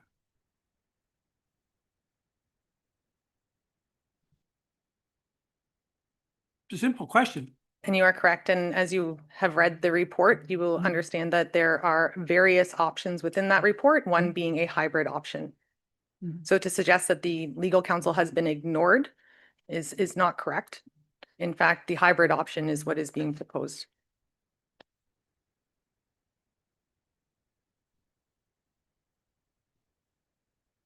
Councillor Fisher. Thank you, Mr. Sales, for coming forward. You're absolutely right. I don't remember the exact cost, but council did request Loopstra Nixon to look into this and advise us. I wouldn't say we ignored it. Certain members of council, myself included, I thought it was absolutely pertinent not only to heed what Loopstra Nixon told us, but also have it given to the public. It's the public who paid that bill, and it's very important that the Springwater residents and taxpayers see exactly what our legal counsel was telling us. Because you're right, although a hybrid option was discussed, right, the overarching sentiment of that legal document was that this was a bad idea for us. It was very bad for us financially. It didn't make any sense, and there were comparisons in there. So to say that there was a hybrid option and it was an option, it was mentioned, but it was certainly a footnote as compared to the overarching sentiment of it. So I have a further question in regards to, I'm a taxpayer, as most of the people in this room are, I'm sure, from some parts of Springwater Township. We all pay our municipal taxes. And I would think it's like in any two-tier community where we pay, part of the taxes go to Springwater Township and part to the county of Simcoe. Is that correct? So then the next question is, when I look at this land that ultimately may become part of Barrie, it not only is lost to the township of Springwater, it's lost to the county as well. So there's an impact to the county, their tax base, not just the Springwater tax base. Then my next question is, at these discussions that were with Oro-Medonte, Springwater, Barrie, where was the county?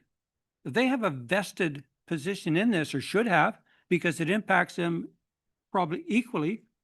Bayfield is a county road, is it not?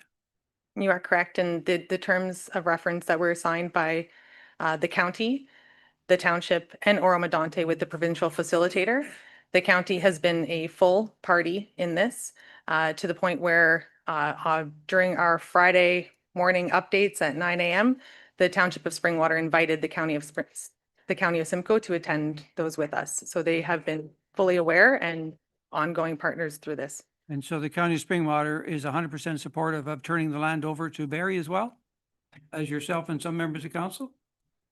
The County of Simcoe has not yet had their vote. That would be at the, I'm trying to think which meeting, the 14th governance, and then I'm going to turn and defer. CEO Ainsworth? Thank you, Mayor Coughlin. From my understanding, the County of Simcoe would be looking to consider the matter on the 21st. Thank you.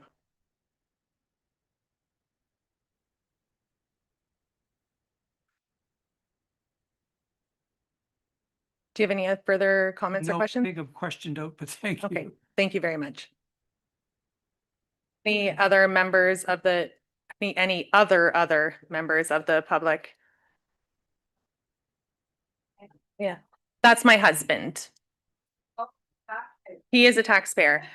Please come to the microphone and state your name and address, please. My name is Mark Coughlin. I live at 1017 Coughlin Road, Menacing, Ontario. I have a question for Councillor Fisher. All questions will be directed through the chair. Oh, okay. Through you, your worship, to Councillor Fisher. As you've got a lot of expertise as a bit of a deal maker and whatnot, so I've just got two questions for you. Do you expect the city of Barrie to get bigger or stay the same size? And the second question would be, like, in your experience as a deal maker, would you think that the proposed deal with the city of Barrie is better than or worse than the deal that Innisfil got and the deal that Vesper got in 1984? And when you don't answer either one of those questions, I'll have a follow-up question after that. And I'm just going to ask that those questions can be directed and I can, Okay. your point is taken. Thank you. Okay. Your point is taken. I'm sorry. It is very difficult to have decorum during question period. Question period is an opportunity for residents to come forward, ask a question, and provide our staff an opportunity to respond. It is not a debate amongst this council table, and it's not an opportunity. I thought And those while simple questions. They're just really very simple questions. I'll answer them. no, through the chair, your point has been taken. Okay. Thank you. Okay. I'd like to make a point of order here. In point of order, in which part of our procedural bylaw? I am trying We are to doing, remain. and I understand that, but you're not allowing anybody else on council to speak. All I want to point out is it's fair enough that staff gets an opportunity to answer a question that is on policy or on procedure that they're involved with. But when a resident comes and specifically asks a question of council, I think an opportunity for members of council to respond would be reasonable. I wanted simply to thank Mr. Sales for coming forward.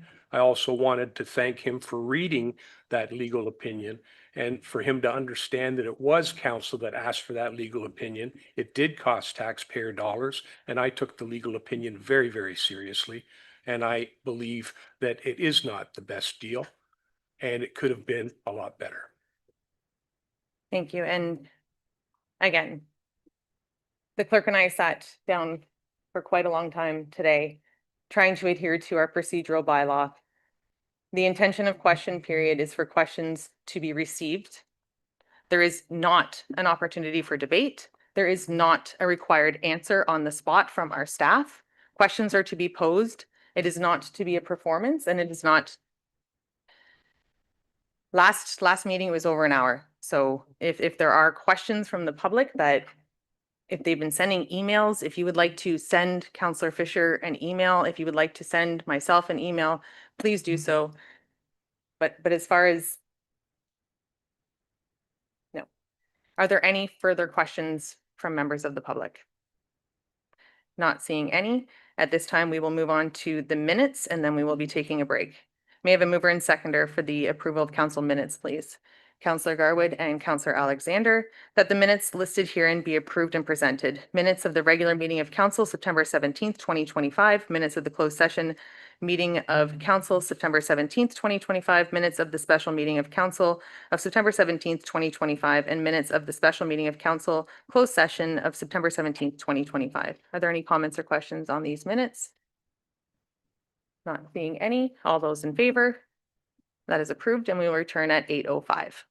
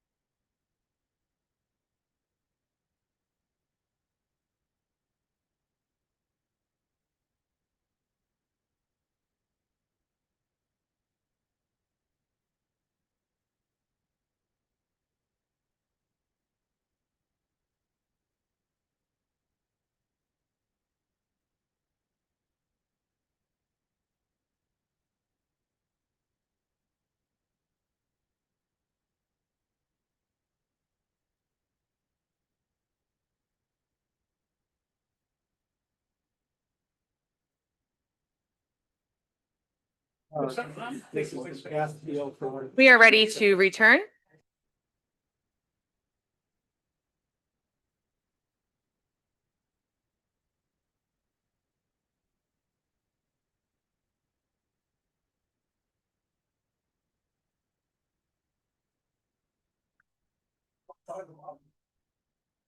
Right. And Councilman, we are now moving on to item 6.4, our minutes of boards and committees and organizations. May I have a mover and seconder, please? Councillor Fisher and Councillor Moore, that the minutes of the boards and committee and other organizations listed herein be received for information. The minutes of the Culture and Heritage Advisory Committee meeting of July 8th, 2025, and the minutes of the Culture and Heritage Advisory meeting of August 7th, 2025. Any comments or questions on these minutes? Not seeing any. All those in favor? And that has carried. We are now moving on to our City of Barrie proposed adjustment correspondence and items therein. May I have a mover and seconder, please? Councillor Fisher and Councillor Thompson. That correspondence items 8.2 to 8.6 be received for information. 8.2, the Office of the Provincial Land and Development Facilitator Update and Technical Memorandum. 8.3, the draft City of Barrie proposed boundary adjustment agreement, restructuring framework and mapping. 8.4, correspondence from Davies Howe LLP dated September 22nd, 2025, RE Barrie boundary adjustment discussions. 8.5, release the notice of public meeting regarding the proposed boundary adjustment Township of Springwater of September 18th, 2025. 8.6, the release of the notice of public meeting regarding the boundary adjustment City of Barrie September 9th, 2025. And 8.7, statement of the County Council raises concerns over the unstated mandates and the annexation process, citing risk of future lost revenues, impacts service, and lost strategic opportunities for county residents, County of Simcoe, September 25th, 2025. At this time, Council, are there any to be pulled for redirection? Comments or questions? Councillor Fisher? 8.7. Go ahead. The reason I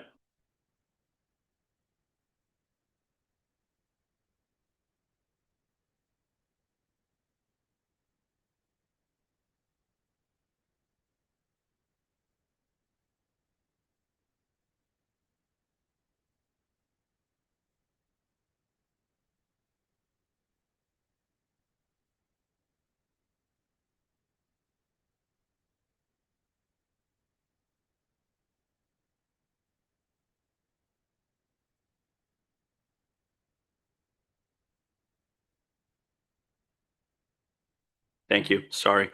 Would you like me to start again? I'll start again. We cannot, however, support the unclear agendas and mandate that has led us to the most recent versions of the vast and rushed proposed annexation and mapping. The process seemingly has little or no regard for the regional inputs and desires provided to the process and mapping. The currently proposed outcomes have the potential to negatively impact the county's economy. I think if you were to take a portion of this, that just about sums it up. So I wanted to read that to answer your question. Thank you. Any other comments or questions? Councillor Alexander? Thank you, Mayor Coughlin. So again, this is just a comment, but I have issue with pretty much the whole proposal.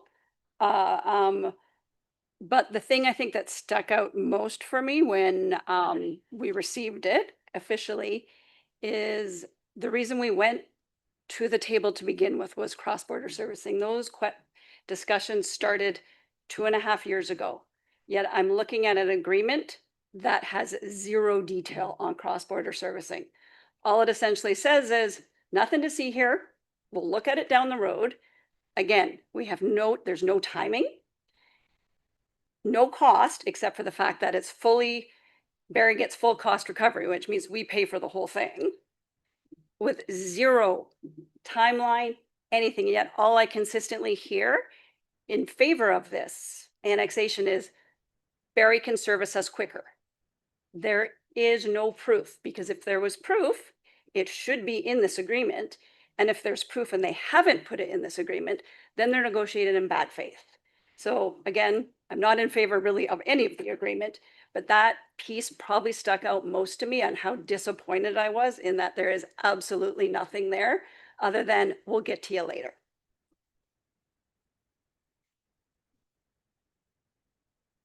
Not seeing any further comments or questions. It's been moved and seconded. All those in favor? And that has been received. We have an item, a deferred item this evening, and it's the ward boundary follow-up. May I have a mover and seconder for this, please? Councillor Moore and Councillor Fisher, that the memo regarding the boundary configurations dated September 3rd, 2025 from Watson and Associates be received.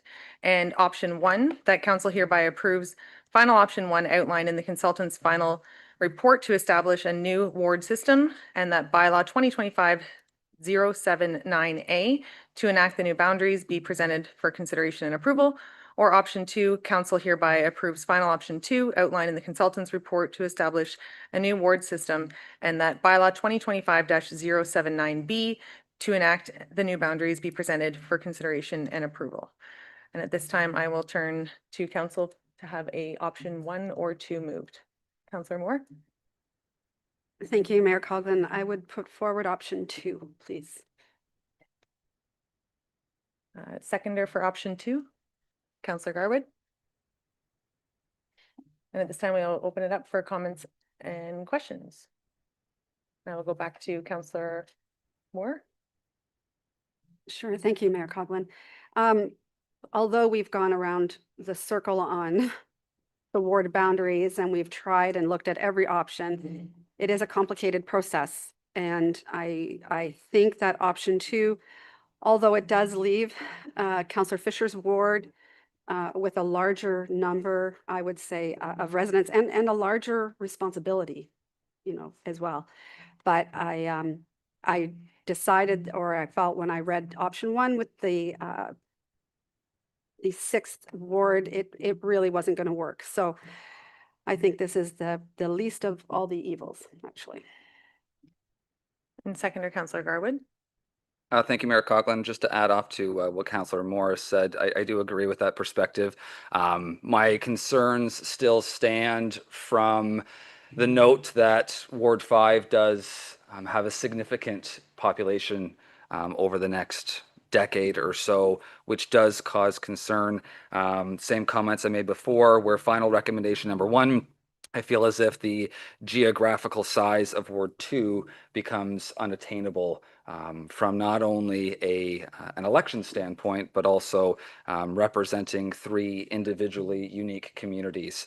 I believe there should be a greater focus in the roles that we do in the respective communities that we serve. Again, I was one of the individuals that did push to see the data around the 6th ward option. I'm glad that we did. I'm glad that it does present not only this council, but future councils with the resources and the information that next council or the council after that will not have to go through a $50,000 exercise every couple years to be able to determine appropriate election boundaries. We have done that work now, and that work can carry forward. I also do understand that it does highlight the fact that while right now we are not endorsing a 6th ward per se, that trigger would exist in the bylaw for a future council to be able to make that decision should the time, should the 6th ward configuration fit when that time comes. So I am also in favor of final option number 2, and I thank the consultants and staff and the public for their input. Councillor Alexander. Thank you, Mayor Coughlin. So I just actually had a question to maybe CAO Ainsworth or whoever makes partial, just in how it would work when you get to that population trigger point, just what that process would be for that council of the day, just so we can understand. Clerk Marshall. Thank you, Mayor Coughlin. So staff would monitor for that population trigger. And once the township reaches that point, staff would bring forward another sort of ward boundary review to that council of the day, similar to the exercise that we undertook to begin this one. And the options, the 6 ward options presented in the memo from the consultant would be put on the table, and their council then could direct further sort of analysis on the populations within all the wards to make sure there's that population equity, and go from there and implement that. Not seeing anything further, we have option 2 before us, moved and seconded by Councillor Moore and Garwood. All those in favor? And that has carried. Moving on to our correspondence items, elect respect pledge, the Township of Southgate from September 4th, 2025, moved by Councillor Garwood and looking for a seconder, please. Councillor Thompson. Going to turn to Councillor Garwood. Thank you, Mayor Coughlin. This is an item that was deferred from the September 17th regular meeting due to the length of that meeting. Also, this was a resolution that I pulled from the council information package. For those of you that are not aware, the CIP is provided to both the public and to council weekly on Fridays. This was a support resolution from the Township of Southgate. Again, this resolution has been supported by various municipalities, 13 in total so far, and should our council choose to do the same, we would be the 14th in the province. It is a bit lengthy, so bear with me as I read through the resolution from the Township of Southgate. Recommendation, be it resolved that the correspondence from the Township of Southgate regarding the elect respect pledge be received and supported as outlined below. Whereas democracy is healthy when everyone is able to participate fully and safely and contribute to the well-being of their community. And whereas we are witnessing the dissolution of democratic discourse and respectful debate across all levels of government and in neighboring jurisdictions, and whereas Ontario's municipally elected officials and municipal staff are dealing with increasingly hostile, unsafe work environments facing threats and harassment, and whereas social media platforms has exacerbated disrespectful dialogue, negative commentary, and toxic engagement, which disincentives individuals, especially women and candidates from diverse backgrounds, from running for office. And whereas better discussions are made when democracy is respectful and constructive, and the voices of diverse genders, identities, ethnicities, races, sexual orientation, ages, and abilities are heard and respected around municipal council tables. And whereas the Association of Municipalities of Ontario, AMO, Healthy Democracy Project, has identified concerning trends with fewer people voting in local elections and running for municipal office.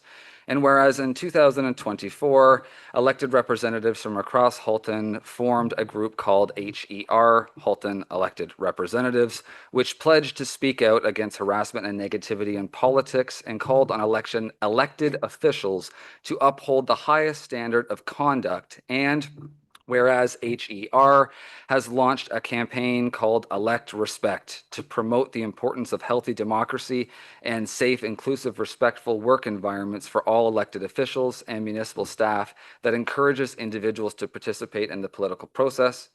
Now therefore be it resolved that the Council for the Township of Springwater supports the Elect Respect pledge and commits to treat others with respect in all spaces, public, private, and online. Reject and call out harassment, abuse, and personal attacks. Focus debate on ideals and policies, not personal attacks. Help build a supportive culture where people of all backgrounds feel safe to run and hold office. Call on relevant authorities to ensure the protection of elected officials who face threats or abuse, and model integrity and respect by holding one another to the highest standards of conduct. And B, it further resolved that the Township of Springwater Council calls on elected officials, organizations, and members of our community to support the Elect Respect campaign by signing the online pledge. And be it therefore resolved that the copy of this resolution be sent to the Association of Municipalities of Ontario, the Federation of Canadian Municipalities, MP Doug Shipley, and MPP Honorable Doug Downey, the Ontario Provincial Police, and all Ontario municipalities. Thank you. Councillor Garwood, comments? Thank you, Mayor Coughlin.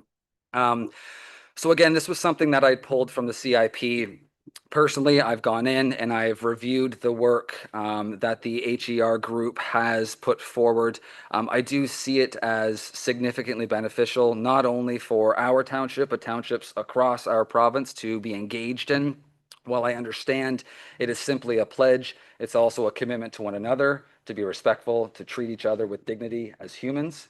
I think more than ever, we're seeing discourse, and some might say that this is trying to suppress a certain conversation or discussion. I think it's the opposite. I think it enhances that. We want that. We don't want a council that the 7 of us sit up here and agree on everything. That gets us nowhere. We want to be able to have those respectful conversations, but make sure they are respectful.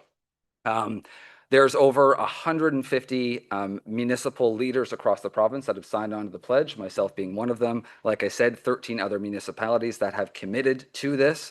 I do see it as a significant benefit, again, to ensure that we are holding ourselves to account. The public is holding ourselves to account. That is who we work for. And at the end of the day, that we are focusing on ideas and policies and not personal attacks. Thank you. Councillor Alexander. Thank you, Mayor Coughlin.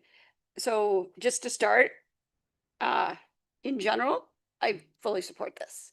I have a bit of an issue, and it's just my own personal issue, with the call out, which often happens, of women, and I'm not going to speak for diverse genders or diverse ethnic backgrounds because, you know, I don't have a diverse ethnic background, but I am a woman who has spent her entire career, whether it be up here politically or professionally, ensuring and working hard to prove that I am the best person for the job.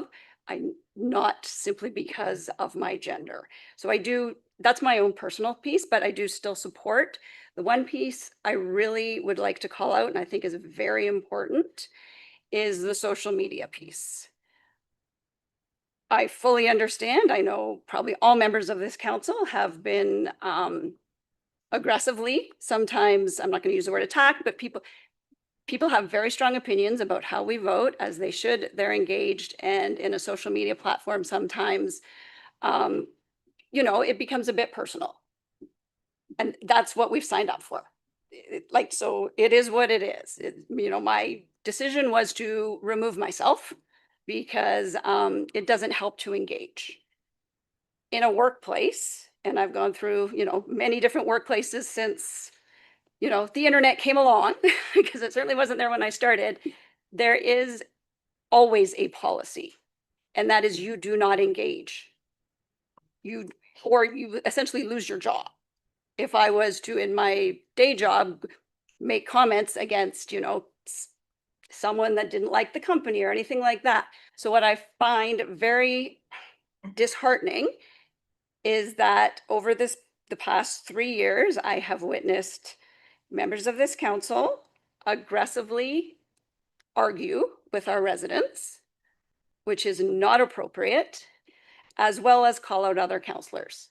So I would fully hope that by moving forward with this type of pledge, that type of behavior stops. But happy to support. Councillor Thompson. Thank you, Mayor Coughlin, and Councillor Garwood. Thank you for bringing this to our attention and to the public's attention. I think that there's some work that we all need to do here. I have actually signed the pledge, and I hope all council members have actually looked at it and signed the pledge. During this process, you know, I've been called corrupt. I've been called on the take.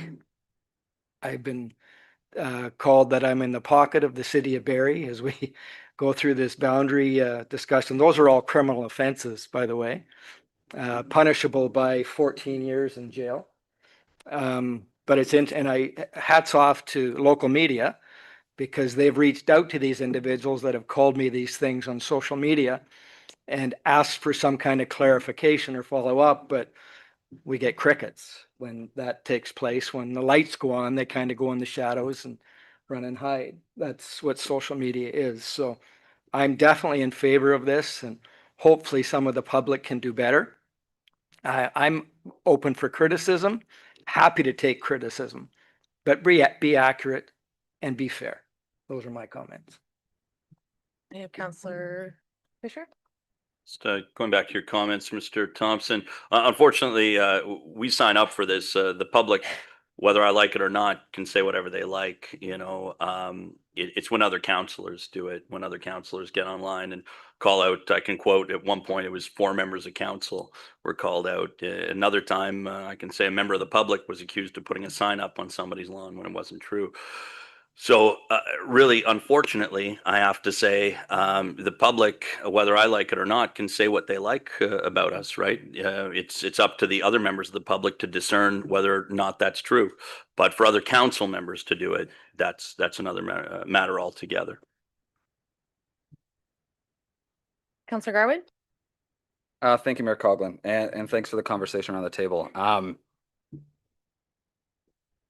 My intention with this motion is not to put focus on one scenario, one topic, one individual, not the public.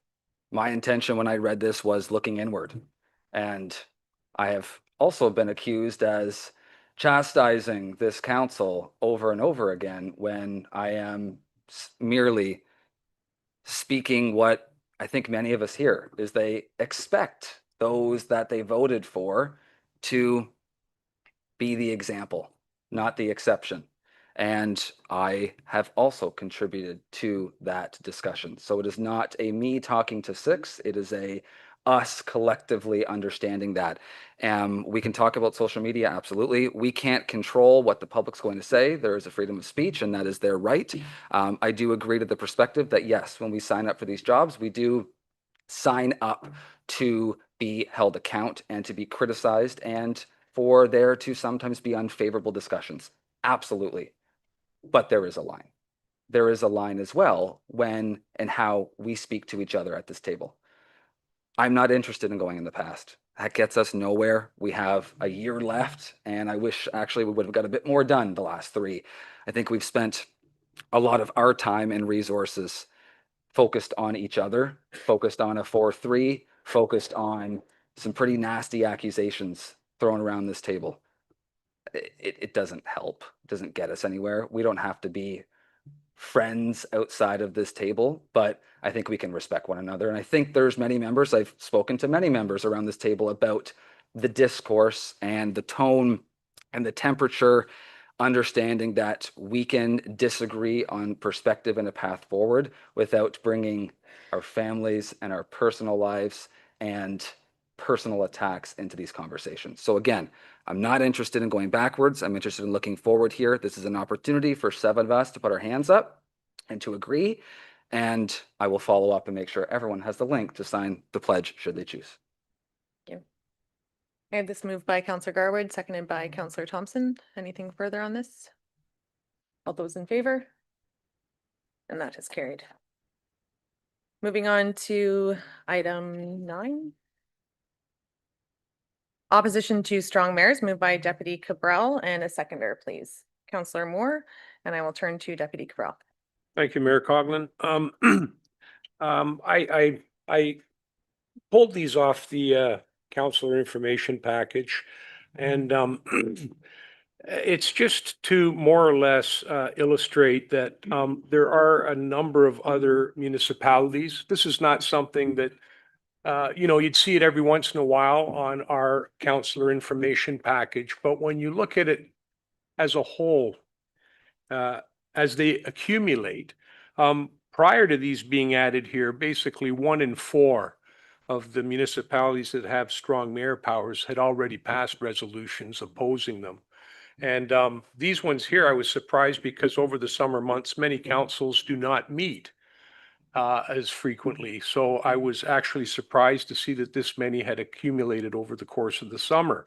So I would just like to read them off. These are resolutions that have been proposed and debated and forwarded to other municipalities from municipalities who have opposed the strong mayor powers from a democratic point of view, and pass that information on directly to other municipalities as well as the Premier's office and probably their local MPs. So I'll start with opposition to Amendment Ontario Regulation 53022 to strong mayor powers. That's the town of Goderich on May 9th, 2025. A resolution opposition to strong mayor powers, City of Quinte West, May 12th, 2025.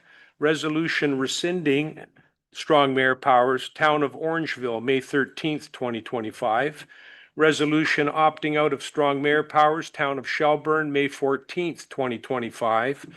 Resolution opposition to strong mayor powers, Town of Mattawa, May 15th, 2025.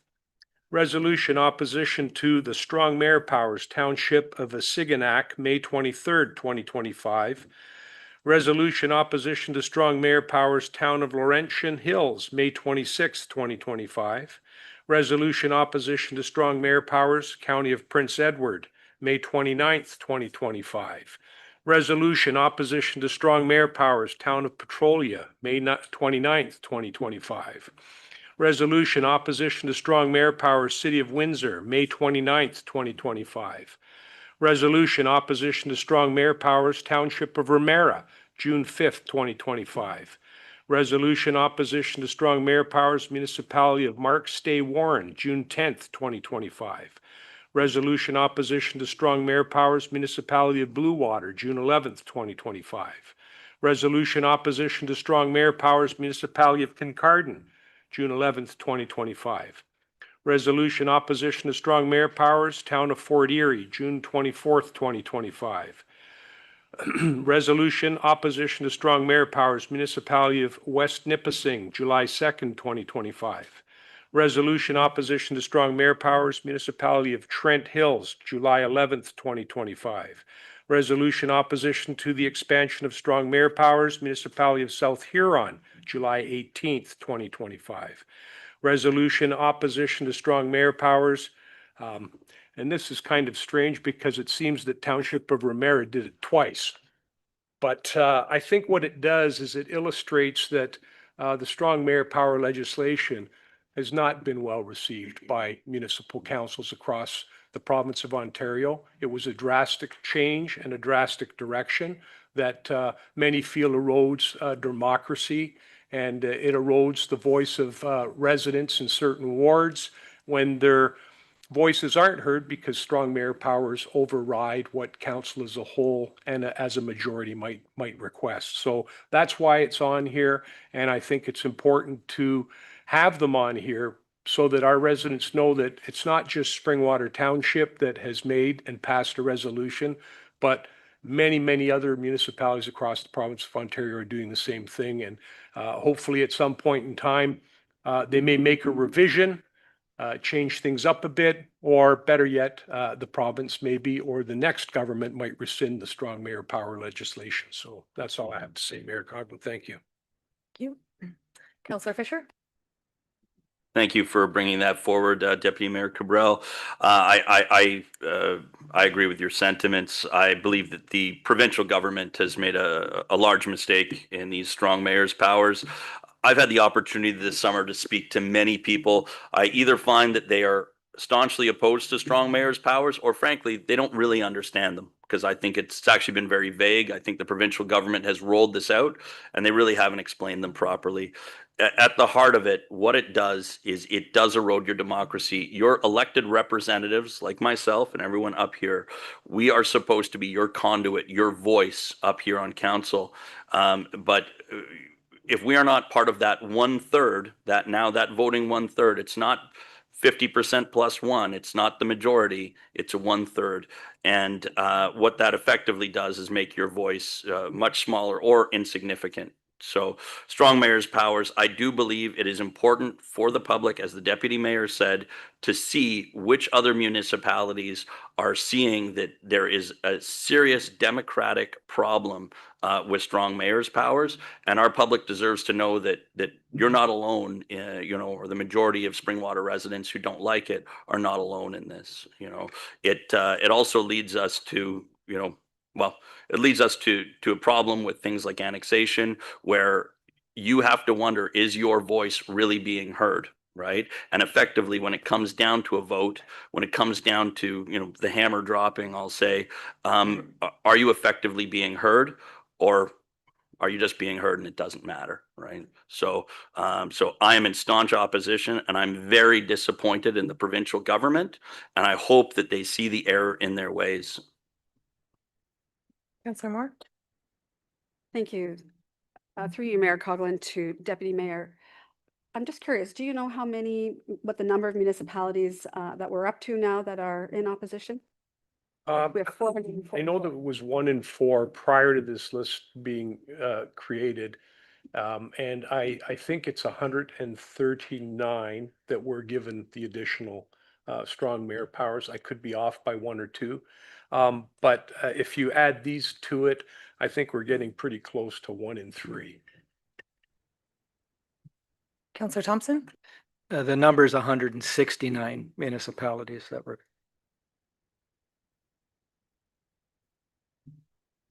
Not seeing anything further. Moved, a seconder. So did I get a seconder? Yes. Deputy Cabral. Just a quick comment. These are the ones that were provided strong mayor powers, not the initial group and the initial second group for the big cities. These are municipalities with 6 or more members on council that were granted them recently, May 1st.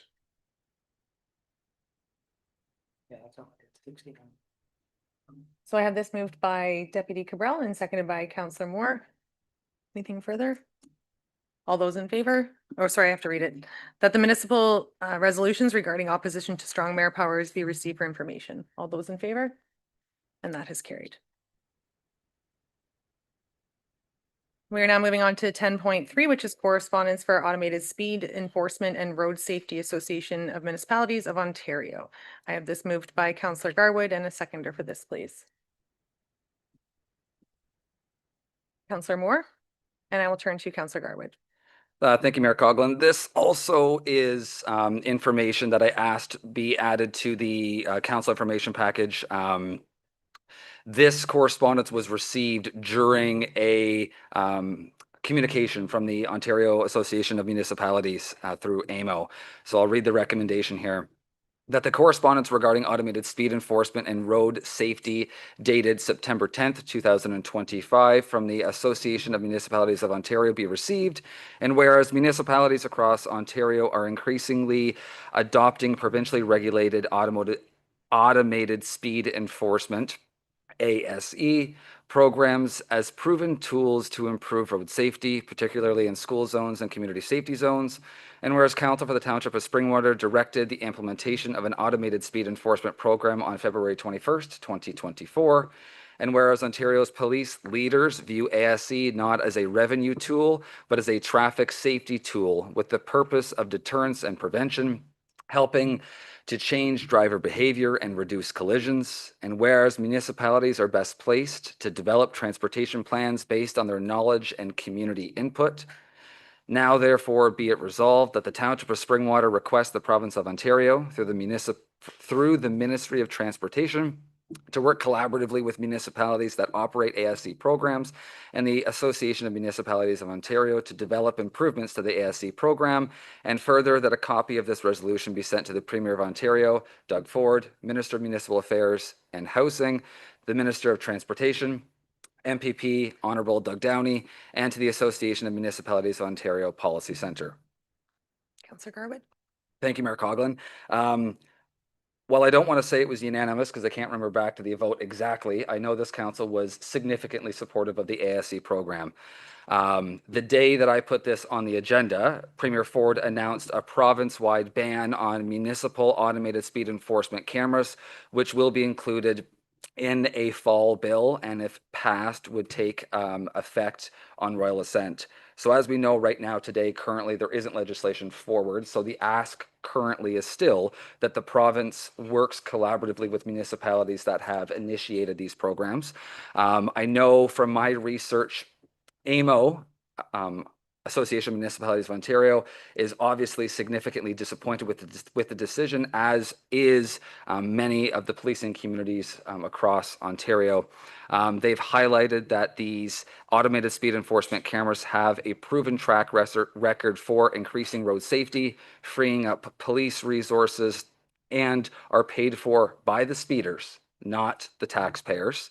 A provincial-wide overreach ban, or a provincial-wide ban, according to AMO, is an overreach. AMO has advised that they will advocate against the ban and urge municipalities as well to do something similar to what I'm asking today. We all care about road safety. We care about our community safety zones. We care about our school zones. If there's an issue of fairness on how these cameras are used, municipalities with AMO support can work together to help the province address it, not just completely remove the program. I understand we are one voice out of 444. I don't expect the needle to change by passing a motion in this sense. But I think it also sends an important message as well. Councillor Fisher and I initially brought forth the Road Bollard program, which is now, I believe, expanded into every ward. I don't want to say that for sure, but and I know this ASC program has not only been a priority for him and his community, mine and my community, with our respective schools and our school zones, but across the municipality. I've been telling residents now for 2 years that this was something that was coming. This was something that is going to help. Today, actually, is Walk to School Day. And I think it is a perfect day to discuss that. I had an opportunity to attend a local school in Elmville this morning with the local health unit through their On the Move program. And they are advocating for ASC. They are the ones that are screaming out loud saying, we can promote active and healthy transportation to our kids and to our communities, but if we have somebody driving 70 through a school zone, you can have all the rules and regulations, roundabouts and signs, as the Premier has suggested. That's not going to stop somebody driving 70 down the street. The data also shows that when we slow vehicles down, the chance of survival is significant, especially in these school zones. I understand that they have been classified by some as a cash grab. Again, they are penalizing those that are breaking the law. That is what this is about. So I'm hoping this council is unanimous in our pushback against the province, and happy to discuss it further. Councillor Fisher? Thank you, Councillor Garwood, for bringing this forward. As you said, you and I brought forward the bollards. I believe you even seconded the cameras. I fully believe that they are a way to enforce against speeders, not only just in school zones, but we can move them around. I believe that we had looked at getting 2 of them within Springwater. I was disappointed in Mr. Ford's move to cancel them. I actually think it's short-sighted. And I actually believe that, and you brought this up, some of his alternatives are pretty weak, actually. So I was very disappointed in that. I will certainly get behind this. I think that, I've had an opportunity to speak to some people in municipalities that do have them. And, the idea that it's a cash grab, I concur with you. First of all, if they're set 1 kilometer an hour over, okay, there has to be some leeway, but we have the ability to set them, right? So that the people going egregious speeds over, they would be, and as you say, it's not a cash grab on the people who are driving sensibly. If you drive sensibly in these areas, I think my quote was hit them in the wallet, right? Almost 3 years ago. But like yourself, I've been telling people in the community for a few years now that they're on the way, right? And so I really think that they would have helped. We also know too that law enforcement, they are spread thin, right? And they're dealing with large issues. So they can't sit there all of the time in every single neighborhood. It's just not cost effective. So these were meant to be a very good measure, and it was unfortunate to see it. So I do support this 100%. And I will say as well, the bollards have been very successful in my ward. I believe in yours as well. And, so I actually have, from the onset, which I believe was almost 2 years ago, right, going on its 3rd summer. There were some naysayers at first. Now I'm getting people requesting it on their streets. So, yeah. So I'd like to bring forward an expansion on that, but you have my support. Councillor Garwood? Thank you, Mayor Coughlin, and thank you, Councillor Fisher, for that. And I think the main purpose of this as well is AMO is already doing that advocacy work right now, but it's to say we recognize that the program is not perfect. It is not. I agree. There are scenarios where you've heard of individuals who have received a ticket for 2 kilometers over, right? There are scenarios who have received a ticket for speeding in school zones on a Saturday. Again, speeding in a school zone on a Saturday could be 45, which is technically would meet our speed limits throughout our communities in most areas. Maybe not those school zones, but in most areas. So again, there is work that needs to be done on programs like this, working with the municipalities, working with AMO to be able to advocate and say, let's make enhancements, let's make improvements, let's give the ability to our local municipalities, and also let's provide some restrictions around when and where the revenues from this program can go. I remember from the reports that our team internally wrote, it was focused that the revenues for from the speeding tickets would cover the cost of the program associated, so it wouldn't be a cost to the taxpayer, and B, any additional revenues would be put back into a reserve fund to then be able to support further traffic calming measures within the township of Springwater. That's a significant expense. I understand every time we sit up here and we talk about bollards and we talk about new signage, these digital speed signs that I know many of us have been adding in our respective communities, they're $3,000-$4,000 a pop. They're not cheap. And I know in Ward 1, we've added a couple the last few years. I believe Ward 2 has as well, other communities also. So again, there are expenses that come about. And respectfully to the Premier, bigger signs and roundabouts are not a appropriate path forward. It's often mentioned that there's going to be funding available from the province for municipalities to take care of these responsibilities. Unfortunately, I don't know what that's going to look like and how long that's going to take as well. And often in these scenarios, we don't have time. It's easy for us to sit here and say to our residents, well, this is a priority, but we're working on it. Well, I've been saying that for 3 years, and I get a little bit tired of having to push that same narrative. And I thought that we had an opportunity and an avenue here to make some sensible change moving forward. So that's my spiel. Thank you, Mayor Coughlin. The piece here that interests me is the piece where we're talking about working collaboratively with municipalities that operate the ASC programs through the Ministry of Transportation. Because you know what, there's some credibility to what Doug Ford says, and I'm not going to sit here and pretend that speed cameras are the answer. And the reason I say that is if you've got a speed camera that's giving out 1,000 tickets a month, that's 1,000 people that are speeding every month that aren't slowing down. If you want to stop people from speeding, go take a drive on Hanner there in Barrie where the school is. You'll see they have tabletop bumps. People slow down. That's what you need to put in place, is something that forces people to slow down. Speed cameras don't necessarily stop people from speeding, but speed bumps and other physical barriers do. So in as much as speed cameras do work, when you have a camera that's there, like the one in Toronto generating millions of dollars a year and generating 40, 50,000 tickets a year, that means there's 40, 50,000 people that are still speeding. And if you want to stop them from speeding, you have to look at some other options. I'm not saying speed cameras don't work, but for those of you that are of my vintage, remember the 400 series highway and photo radar, because that's what this is, photo radar. So I'll support this if there's a better plan, but I think really what needs to happen is augmentation to speed cameras or physical methods to slow people down in our school zones. And some of the tabletop ones, you don't have to slow down to 10 kilometers an hour. I mean, you can go over them at about the speed that you should be doing anyway or slightly lower, but they do slow people down. People don't want their cars damaged. So I just wanted to put that out there. I do see some credibility in what Mr. Doug Ford, our premier, does say on this topic. So, but I will support this going forward. And before I return to Councillors Fisher and Garwood, if there are any other members that wish to speak to this? Not seeing any. Anything further to add? Councillor Garwood? Thank you, Mayor Coughlin.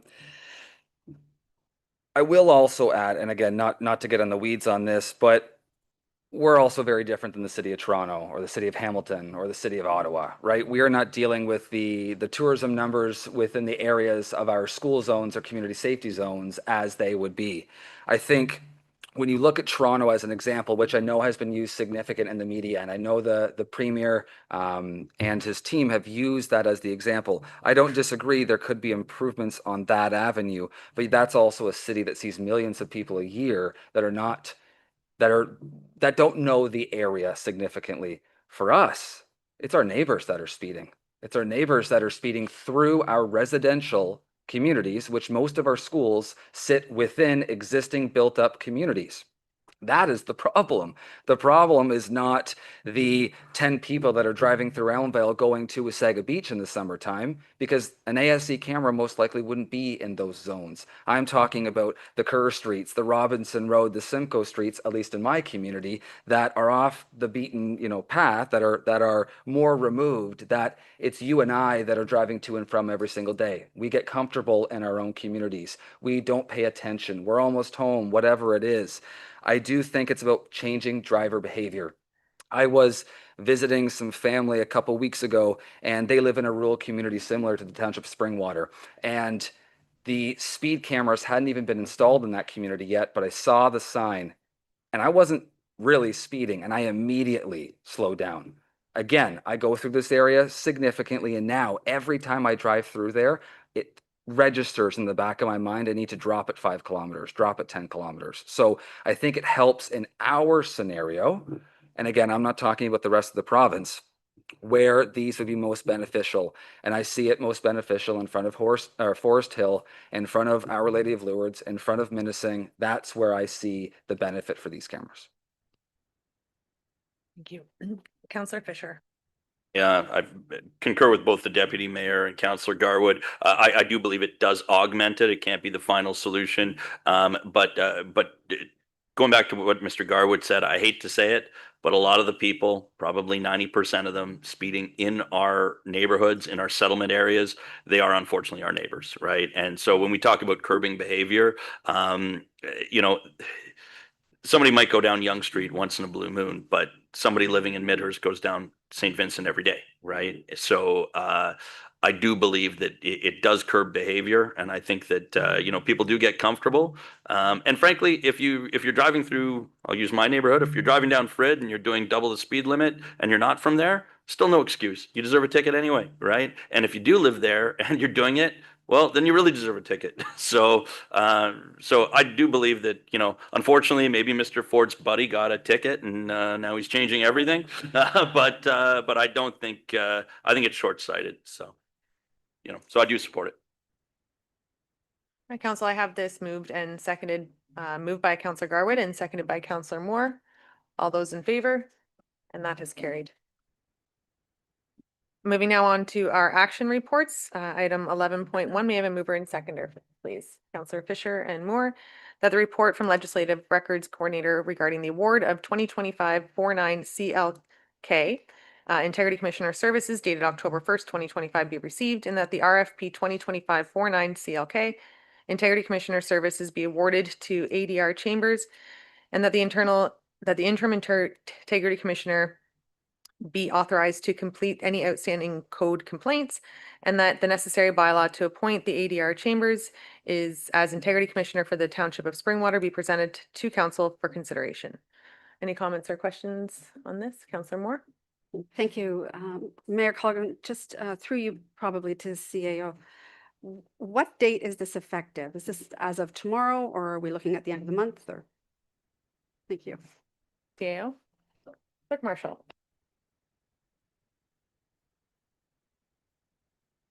Thank you, Mayor Coughlin. So this bylaw shall take force and effect upon the passage. So as of today, we will be probably tomorrow executing the new agreement, and we will have a new integrity commissioner.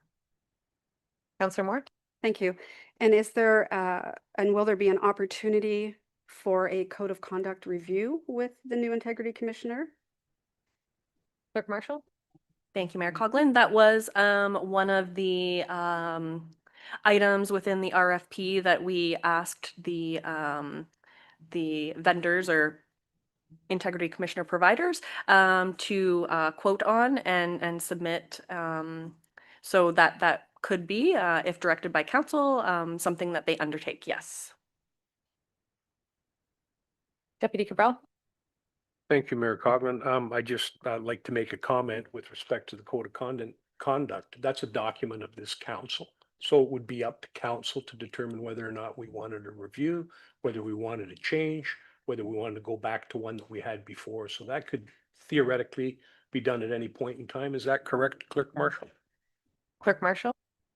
Thank you, Mayor Coughlin. Yes, that is correct. This council could direct that. And typically, you do engage your integrity commissioner to sort of help you along that review. Yes. Councillor Garwood? Thank you, Mayor Coughlin. Through you to Clerk Marshall. Clerk Marshall, could you just outline, understanding that from a traditional bids process, understanding that ADR Chambers received an overall score of 90, I'm rounding down, and our existing, I'm going to call it interim integrity commissioner received an 82.7. Can you speak just to the public's understanding as to how that process is completed and what goes into determining the most appropriate path forward? Understanding, obviously, the integrity commissioner position is very important for municipalities. I think we have given them a lot of work over the last few years, so I want to ensure that we are selecting the right one. Clerk Marshall? Thank you, Mayor Coughlin. So the integrity commissioner responsibilities is very defined within the municipal act. So how the RFP was released was really outlining like these are the services that you must provide us. And then from there, when we received the submissions, an evaluation team internally got together, and how the bids were evaluated is there was a score allocated to the technical piece of it, and the technical piece of it was how they demonstrated how they could conduct their legislative services. And then there also was the pricing included in that evaluation. Not seeing anything further. All those in favor? And that has carried. Moving on to item 12, it's our information reports. May I have a mover and seconder, please? I have Councillor Fisher and Deputy Cabral. That the report items listed here and be received for information. And number 1 is the Cameron Estates Phase 3, 1200 Seaton Road, Snow Valley Secondary Plan Area. Number 2 is MZO 2024-001 CW Inc. And it's Condor with Geranium 3169, 3193, and 3207 Berry Hill Road. Number 3 is our corporate credit card report, and number 4 is August 2025 check register. Any comments or questions on any of this? All those in favor? And that has carried. And at this time, I'll be looking for our verbal updates. And moving to county update. And municipal updates. Councillor Garwood? Do you want the deputy mayor to go? The deputy mayor? But I'm cheap. Okay. I didn't write these myself. Finally, County provided highlights that I could just look at and read. County did confirm funding allocations for Canada-Ontario Community Housing Initiative, Ontario Priorities Housing Initiative, and expansion targets. The county has received its confirmed funding allocation for 2025-26 fiscal year under the Canada-Ontario Community Housing Initiative, Ontario Priorities Housing Initiative, and the National Housing Strategy Expansion Target. These allocations, which spans through 27 to 28, support the final phase of the National Housing Strategy and aim to expand rent-assisted housing across Ontario. To ensure full utilization of the funding and avoid any loss, staff will amend the investment plan as needed. The total allocation over 3 years amounts to $24.2 million, which will be administered without impacting the county's budget. And if you go to the county website, they actually have a link to additional details. The next item that was of significance was the Paramedic Driving Enhancement Program. The County of Simcoe Paramedic Driving Enhancement Program aims to improve safety and consistency in paramedic driving through mandatory training for new recruits, including classroom sessions, track exercises, and supervised road evaluations. Developed with the Canada Safety Council, the program will expand to existing staff and support provincial efforts to standardize training, reduce WSIB claims, and lower equipment costs. Future plans include refresher courses and integration into paramedic college programs. I actually found this to be very interesting because I would have automatically assumed that paramedics driving ambulances would have proper additional training in order to navigate with the lights and that on and make sure that they're doing everything right. So it's very nice to know that they're going to be doing that going forwards. So that's kind of good to know. And they talked about the initial Association of Municipalities of Ontario Conference 2025 and that they attended it. Members of council did attend that. And the last one was county honored local age friendly champions. The county of Simcoe has joined municipalities across Canada in proclaiming October 1st as National Seniors Day, a time to recognize the incredible individuals who have shaped our families, our communities, and our country. In recognition of this, the County of Simcoe is hosting its annual Age Friendly Recognition Awards ceremony on October 7th, 2025, honoring individuals and businesses that champion inclusive, accessible, and supportive communities for older adults like me. The ceremony will take place at the county's administration center in Midhurst at 6:30 p.m. So if you want to go and take part in that, that's the date, October the 7th at the admin center, 6:30 p.m. Thank you. Thank you, Deputy. Councillor Garwood? Thank you, Mayor Coughlin. Just a few items. Of course, I mentioned it at our last meeting, but we are a little over a week away from the 163rd Elmville Fall Fair happening on October 10th and the 11th. Of course, the fair each year is a homecoming of sorts for not only our community, but many folks in the area. Midway, parades, home craft baked goods, farm animals, the ever popular tractor pull. There's really something for everybody. The committee and the volunteers have been working incredibly hard. And again, this only happens because of the dedication of many folks in our community across the municipality that put in the effort to make this happen. So I want to thank them specifically. Of course, the fair is always a great opportunity for us as a municipality to get involved, which I know we will be. Saturday parade is obviously a tradition, and our Friday parade with the students is one of the largest in the province, which is pretty special. Our community grows to about 10,000-12,000 visitors during the fair, and I know our team internally from Public Works to Parks, Recreation and Facilities have been working incredibly hard to ensure that our community is ready to go. So I wanted to thank both Director Culver and Director Harvey and your respective teams. I've seen them out there working hard, street sweeping and cutting down weeds and whatnot, and it is noticed and it is appreciated.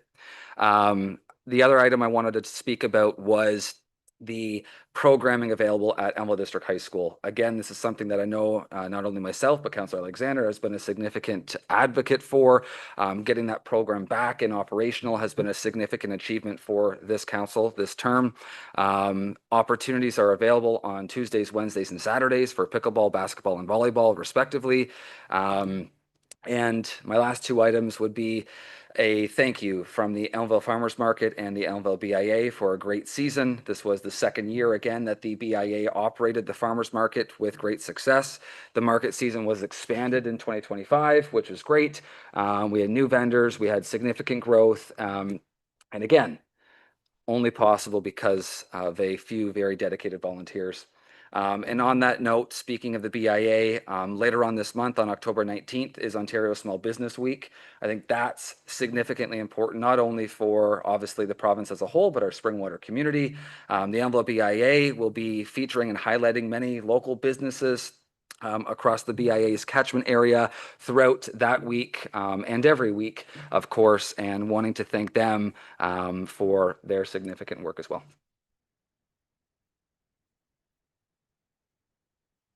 Councillor Thompson? Thank you, Mayor Coughlin. So through the chair, back to development updates to Director Harvey. Could we get an update on Finlay Mill Road? I've had a couple of residents reach out to me lately, and also the library. The construction there has certainly adversely affected the businesses in the area and the patrons trying to get to the library. And when can we, our residents, see an end to the construction there? Director Harvey? Through you, Mayor Coughlin, to Councillor Thompson. An update has been given on our website as well, but the short answer is the construction site at Finley Mill and Highway 26. Staff are working with the developer, and the timelines are that the roadway be back open to both lanes by November 1st. We do not want to go into winter operations with that road in any other shape other than back to both lanes. So that's the goal and objective from staff. Councillor Moore? Thank you, Mayor Coughlin. 2 items. The first is to discuss the communication regarding the town hall for next week. Town hall is Wednesday, and I think it's really important that we put out some communications repeatedly to remind folks. I'm still getting complaints about not knowing what's going on and not being in the loop if they're not online, if they're not part of Facebook. So I'm not sure what the strategy is that the township has in mind, but I'd like to at least try to highlight that more often. It's an important meeting. And my second point really is around the Minising Library. So I did get a call from a resident who uses the Minising Library quite a bit. And so I'm going to look to Councillor Thompson for an update on what that town hall was about, because as a council person, I wasn't aware of it. And I was disappointed to know that that had occurred. And because I'm in Ward 4, and a lot of our folks use that library, I wasn't aware about of the town hall. So I'll leave that with you if you could update us. An update on the town hall?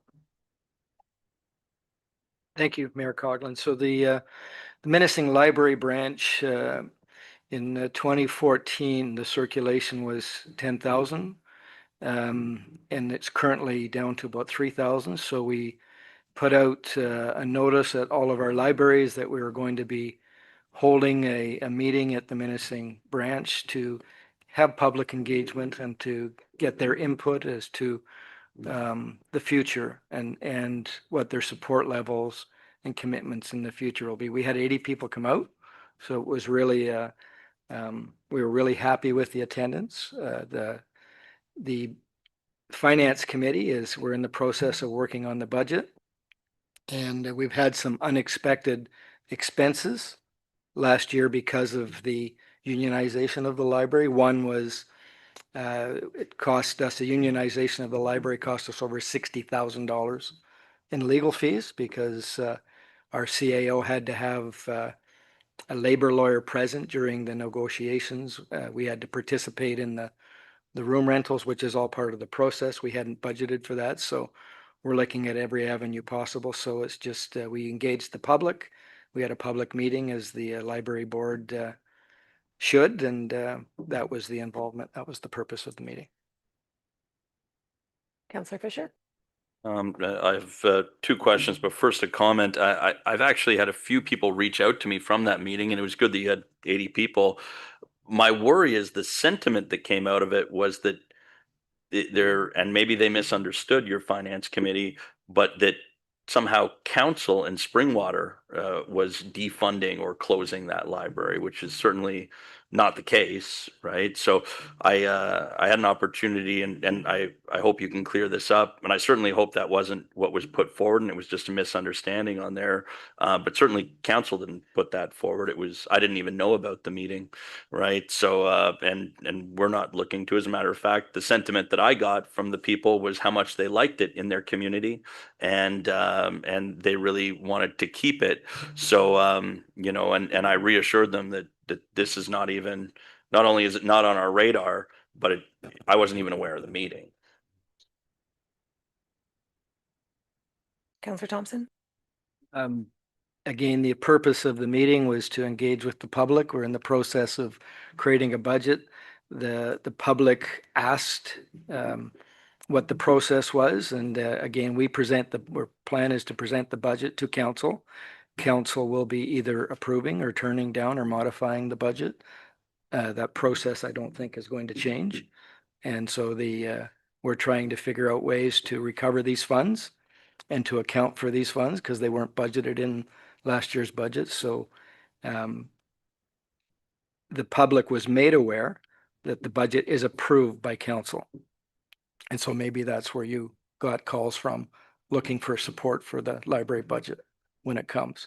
I know we've got the chair of the Minising Recreation Association here tonight, and she was there. She was very supportive. She helped organize it and get the people out so that we would be able to hear their comments and to interact. We don't want to do anything without engaging with the public. This necessarily wouldn't been, council would have been not part of it. It would be the library board that was doing this so that we can have the information as we go forward in formulating our budget. And I'm sure you'll hear about it from the board chair during the process. And we do have, through the budget process, a specific date set aside for our service partners. So the library would be doing that presentation in an open setting to council. And at that time, council would be able to make a decision. Yep, follow on. Yeah, and actually, two questions through you to Director Culver. I was hoping that we could get a quick update on the Hunter Russell Trail project. I know that it's fairly expensive and there's a lot more work than probably even the public knows. We've talked about it before, but if you could just give us a quick update, it would be great. Director Culver? Thank you, Mayor. Yeah, so we're kind of at the interim phase of the Hunter Russell Trail project. This year was about developing an understanding of the space, the hydrology, the condition of the bridge, and getting some design parameters in place. So we've just received a pretty thick report from the consultant, which we're going through currently and offering back comments. There is an intention to we still have things like geotesting and whatnot to do, but there is an intention to host a public open house in the coming months so that the public have the chance to see preliminary design concepts and give feedback. Follow on. Thank you, Director Culver, for that. I know it's very important, so I do welcome engagement with the public on it. And through you, Mayor, to Mr. Harvey, I just had a question. I know you and I had talked about the lights on Spence. We're missing a few, and I had a resident talk to me today who had apparently talked to staff, and apparently, according to them, those light standards no longer have power going to them. Are you aware of this? And also, what would be the timeline to have those fixed? You, Mayor Coughlin, I could reach out to staff who are coordinating that and get back to you on the operations. There was some correspondence related to some upgrades as well that were done on Frid that were completed this week, and that was passed on to the resident as well. But we can follow up on that particular one and get back to you. Deputy Corral? Thank you, Mayor Coughlin. And I don't want to sound like a broken record, but I have brought this up a couple of times, and actually it's Councillor Moore that has twigged my memory on it again, is when we're speaking about communicating with the public, we are using the digital sign in Elmvale very effectively.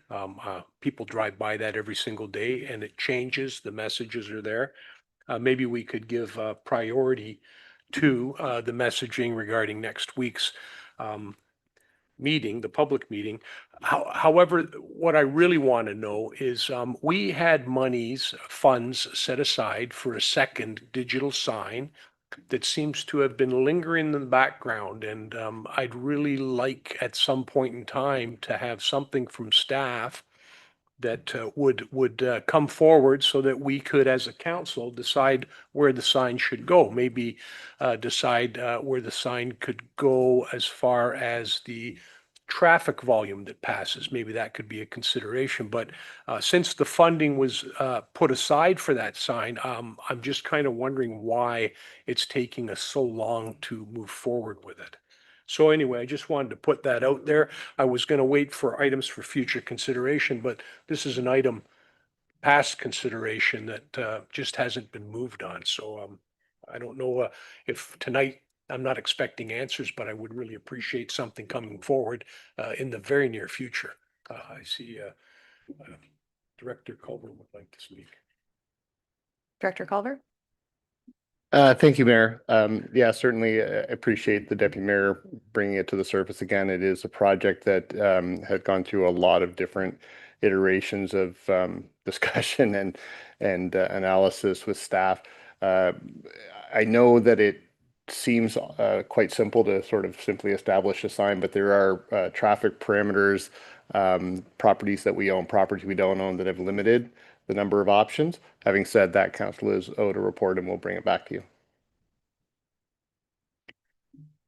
Counselor Moore? Mayor Coughlin, is, through you to the CAO, is there an opportunity or is it allowed to have, the maybe magnetic signs put up on some of our properties to use as advertising for the meeting next week? Is there a way that we can use township property to tell the people like at the South End who aren't getting newspapers or aren't allowed on Facebook groups and CAO? Thank you, Mayor Coughlin. Staff can definitely look at rental of signs to advertise the public meeting. The intention with the public meeting scheduled for next week was to have direct mail sent to all residents within the township. But fortunately, with the Canada Post strike, that really did put a challenge in front of us. To ensure that those directly affected were advised, individual letters were mailed to them. Fortunately, right prior to the strike mandate, township, we've been using any avenue possible through social media, website, newspapers that have circulation to advertise the public meeting. With it being next Wednesday, we'll see what we can do about rental of signs. I'm not too sure how quickly those can be deployed, but we will look into that. Thank you. Follow on? Yes, thank you. Just the last question, if I may. Is the town hall is it live streamed? CAO? Thank you, Mayor Coughlin. Yes, the format for it, it's a statutory public meeting, a formal public meeting of council. Everything you see for a regular meeting, special meeting will be the same process. Council at the table, recorded, available through YouTube, participation through Zoom, participation in person. That's the format that you will see for next week's public meeting. It is a very formal process. I have Counselor Garwood, Deputy Cabral, and Counselor. Thank you, Mayor Coughlin. And just back to one of the points that the deputy mayor made earlier on, I believe it was today, I think, the digital sign has been now utilized for the meeting next week. So it's on there now. Moving backwards, and I'll let everyone else go maybe first on this topic, but I do have a matter for Councillor Thompson regarding the library discussion. Deputy Cabral?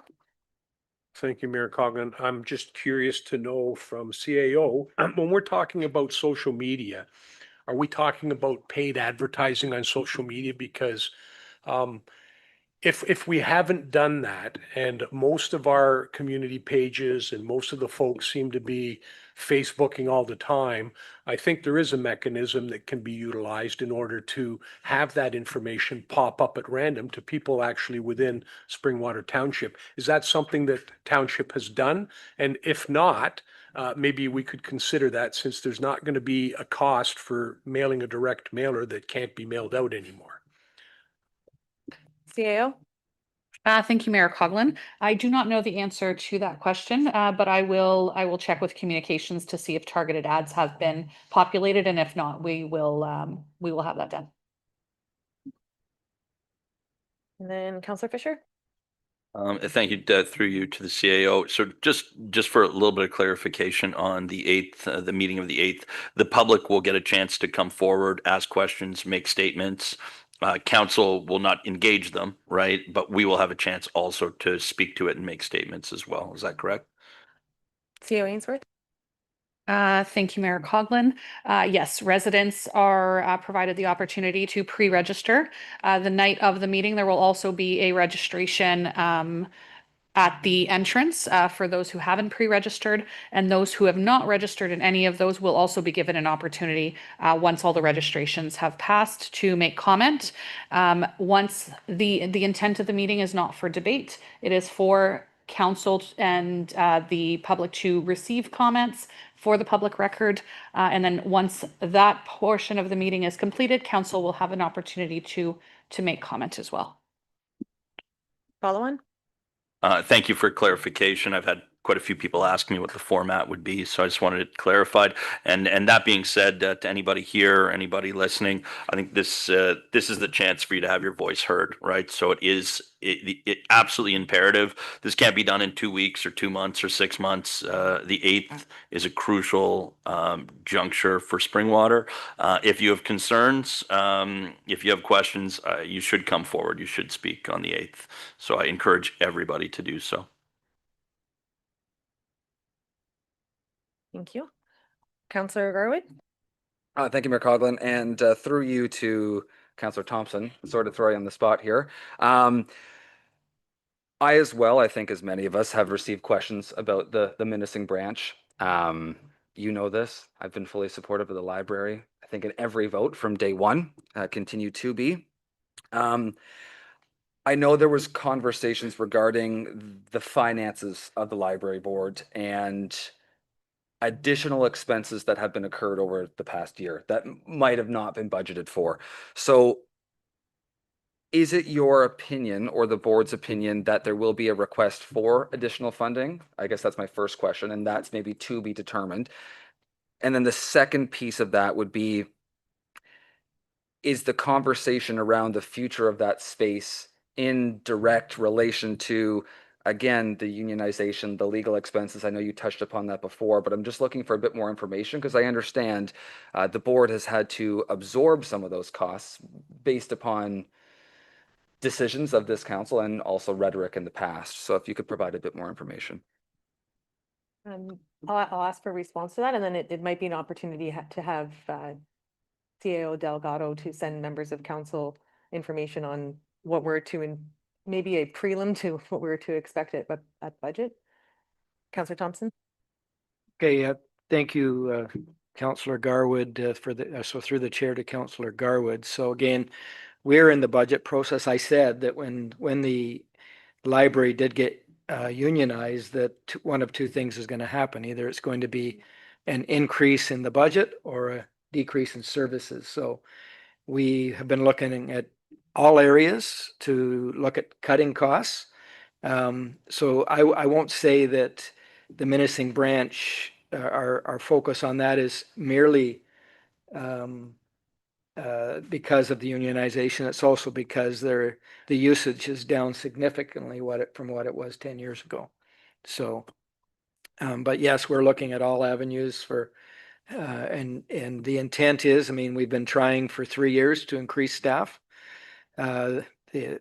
Anytime we engage the public, they're very clear to us. They want more from our library, not less. And we've had a difficult time during each budget cycle to come here and to the board to get the support, the full support of council. So I think that a final decision hasn't been made yet. We're still in that process. So again, we thank the residents for reaching out and for being engaged in the process. It is your library. It is the Springwater Public Library. Taxpayers do fund the library, and I guess, again, you'll be able to, through your representative, be able to make a decision as to what level of importance you put on our 3 branches, the Midhurst branch, the Elmville branch, and the Minising branch, and hope that we can, during this cycle, get the support needed to keep the staffing in place. One of the other challenges that we've experienced through the unionization is, before it was unionized, some of the staff members acted in management, but now that they're unionized, the union says they can't do that. So that alone is going to require another staff member to fill that position, which is going to be a significant expense. Again, another consequence of unionization. I support staff for doing it. I wasn't happy when I made that pretty clear when it was unionized, and I wasn't happy for the reason that it was unionized. But hopefully during this cycle, we can get the financial support that we need, that we can offer our residents the services that they're asking for in the public library. And before we move on to our notice of motion, I wanted to bring the attention to Fire Prevention Month and to thank our fire services for the Stuff the Truck campaign again last week. Very well received. I've saw lots of lots of great pictures of how successful it was, and a great article in the Midhurst, is it the Midhurst? Midhurst Neighbors, I believe, has featured our fire department this month. So thank you again for the community support and the support for the food bank. This time we have our notices of motion, and I will turn to Councillor Thompson, and first asking for a seconder for the notice of motion regarding Spruce Grove Park. Seconder, Councillor Garwood. Thank you, Mayor Coughlin. So whereas Spruce Grove Park, located at 3357 Horseshoe Valley Road West, was acquired as a picnic site by the Township of Springwater in 1999 from the Ministry of Transportation as part of the road realignment, and whereas over the years, the location has evolved to not align with the municipality's mandates for parks and recreation, and has presented significant security and maintenance concerns. Now therefore be it resolved that staff be directed to report back on the feasibility of closing the Spruce Grove Park to the public and the various options available for future use of the property located at 3357 Horseshoe Valley Road West. So the genesis of this motion, so first of all, this park is at the southeast corner of Bayfield Street and Horseshoe Valley Road. The residents in the area have approached me with multiple complaints about all kinds of nefarious activities that have gone on in this park. And this is a park that doesn't get, or hasn't in the past gotten, winter maintenance. It's usually closed in the winter time. So I've met with Director Culver, and he said this would be the best path forward to look at options. I would also like to see it possibly closed on December the 1st, because we don't do winter maintenance anyways while they're doing the study. And again, go through the process of perhaps even disposing of the property. Open it up for comments and questions. Councillor Fisher. It concerns me to close down a park. I do drive past it. I've never spent any time there. You're talking about neighbors describing nefarious activities. I just wonder, A, if you could expand upon that, but also it seems to me there aren't really any neighbors in the vicinity, right? It seems to be farmland around. So is it noise, some disturbances? Councillor Thompson. Are there children present? I guess not. Director Culver, can you assist me here? Oh, I don't know. I think that the report will speak for itself at the time. This property was also identified as part of our surplus land needs study. So I think that if we could have it, what the recommendation as part of that study would be beneficial, I think, when we consider this at the time. I think that while it's described as a park, it's not a playground. It's not a recreation. Well, it's not used for uses that are supported by the township. And I think too, it's important that while having car parks and places to encourage carpooling, this isn't one of those. This is simply a place that is more active in the evening than it is throughout the day, and it does cause concern for local that drive by it. Councillor Alexander and Councillor Garwood. Thank you, Mayor Coggan. And I'm fully aware of the issues with that park.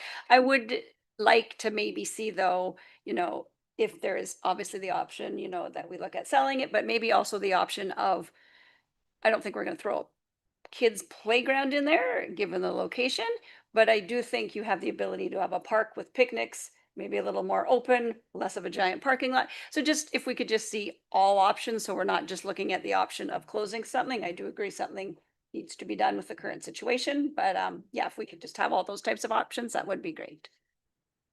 I have Councillor Garwood, and then I have Director Culver. Thank you, Mayor Coughlin. And yes, just to your points, just to expand upon that, that was going to be my route here. I know it's called Spruce Grove Park, but the reality is there is There is no park, to be honest with you. I've always thought of it as the carpool parking lot. That's all I knew it as personally, driving by it for, my entire lifetime. So I support the discussion. I think it's absolutely worthwhile to bring the information back. And if we're not maintaining it in the winter, I don't see the purpose of keeping it open in the winter. I could see that even being a liability if we're not maintaining it in the winter and it's technically open to the public. So I'm looking forward to seeing the options that come back. Director Colbert? Yes, Mayor, I think I just from a recreation perspective, I think I just make a statement that, and kind of to Councillor Alexander's point, as it sits today, has no recreation value. It doesn't meet any of our mandate requirements. It's not feasible for trails. It's not feasible for play apparatus, as you've mentioned. It's not sports field relevant. And there are a lot of complications about the site that have evolved over time. It was a picnic area up until the point that it was transferred in 1999, and the township was required to maintain it as a picnic area for some period after that. I'm looking at the bylaw now. I know it's in here, but that's expired. That time has expired, and since then, uses of that space have evolved. And so I think staff interpret the direction of the motion to be to review all options and to come back with a recommendation, which may include closure of the space. It might not be limited by some of the concerns that have come out of the park. It may also speak to the fact that there are some eccentricities about the way the land is organized that might cause it to make changes. So having said that, we wouldn't take it as an automatic. Speaking to Councillor Thompson's concerns, I certainly have no reservations about turning the site off in the meantime, because there are reports of illicit activities that we really don't want to support as part of, the recreation mandate. But yes, we'll come back with a full slate of options. Deputy Cabral and Councillor Fisher. Thank you, Mayor Coughlin. I'll be short. As far as winter maintenance is concerned, we have other parks that we don't. Robinson Park, for example, I don't think we plow that lot in the wintertime. They do have water sampling that takes place there, but I don't think that that park's generally open. That could have changed since the new director came on board. But I think in the report, I would like to see not only the layout of what there is there now, and maybe that doesn't fit with township's mandate, but I would like to know what could be there that might. I often drive Highway 12 there, and I don't know whether it's the ministry or whether it's the township out that way that has a couple, one really nice picnic area there that I do see people stopping there and having picnics in the summertime, but it's well marked and it's an open area. So I don't know whether or not I would be necessarily in favor of just disposing of the property. I would really like to see what options we have available to us prior to doing that. That particular stretch of roadway sees an awful lot of tourist activity and tourist traffic in the summertime. And if they knew that that was a bona fide parking spot for a leg stretch, sit at the picnic table type of thing, and maybe some amenities for them to walk around, or even a, I don't know, ballpark. I don't know how big that piece of property is. So I would be looking for a little bit more on what it could be. If it can't be something, then obviously maybe it would be considered surplus land. But there are picnic areas on a number of roadways within Simcoe County that are maintained. I think there's one down off of Edenvale too, where you can go and have a picnic by the river. I think township looks after that, but I think it's the NVCA that they look after it. Okay. NVCA has it there. So that would be what I would like to see, not just close her down and shut her down. Wintertime's not a problem. I don't have a problem with not plowing it and putting up a gate, but I think there might be opportunity for repurposing that piece of land. Thank you. Councillor Fisher and then Councillor Thompson. Yeah, I would definitely like to see the acreage to see how big it is, and if it has, if it is worth disposing of. To the mayor's point, if it's in our excess land, what is it worth to us, and does that sort of eclipse what the maintenance is? I will support the motion. I tried to get Mr. Thompson to elaborate on nefarious activities, but I was just being fun there. And but I will support it. I think that if that type of thing is going on, or certain things are going on, and if it is costing us, I think that we need to look at other alternatives with it. And actually, to other people's points, this is not a park in a neighborhood. Just so the public doesn't think we're shutting down a residential park. This isn't a very secluded. It's between two major roads, right? It's not a traditional park like one would maybe envision. So, Councillor Thompson? Thank you, Mayor Coughlin. And just final comment here is that also I'm not sure whether it's the province or the county has put in a lit, paved, nice car park about 5 minutes down the road, just south of this, at the corner of Bayfield Street and 26. So anybody that is currently using this park, it's not out of their way to go park at a safer, lit, maintained car park. Thank you. Not seeing anything further. Council, all those in favor? And that has carried. We will now move on to our items for future consideration, and staff took an earlier note to the digital sign policy. And any items for future consideration?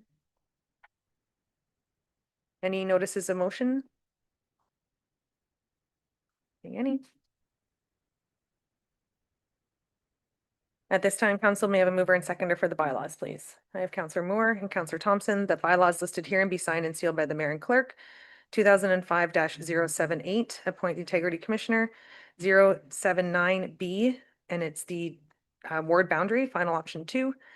2025-080 to appoint the property standards committee member. 2025-081 to appoint the EDHS donation fund ad hoc committee member. Any comments or questions on these bylaws? Not seeing any. The confirmation bylaw, please, mover and seconder, Councillor Alexander and Deputy Cabral. That bylaw 2025-082 to confirm and adopt the proceedings of council at the regular meeting held on December 1st, 2025, listed here and be signed and sealed by the mayor and clerk. All those in favor? That is carried. And a mover and seconder for adjournment, please. Councillors Thompson and Garwood. So the regular meeting of the Township of Springwater does now adjourn at 9:38 p.m. to meet again on the regular meeting on October, when's our next one? 15th of 2025 at 6:30 p.m. All those in favor? And that has carried. Thank you.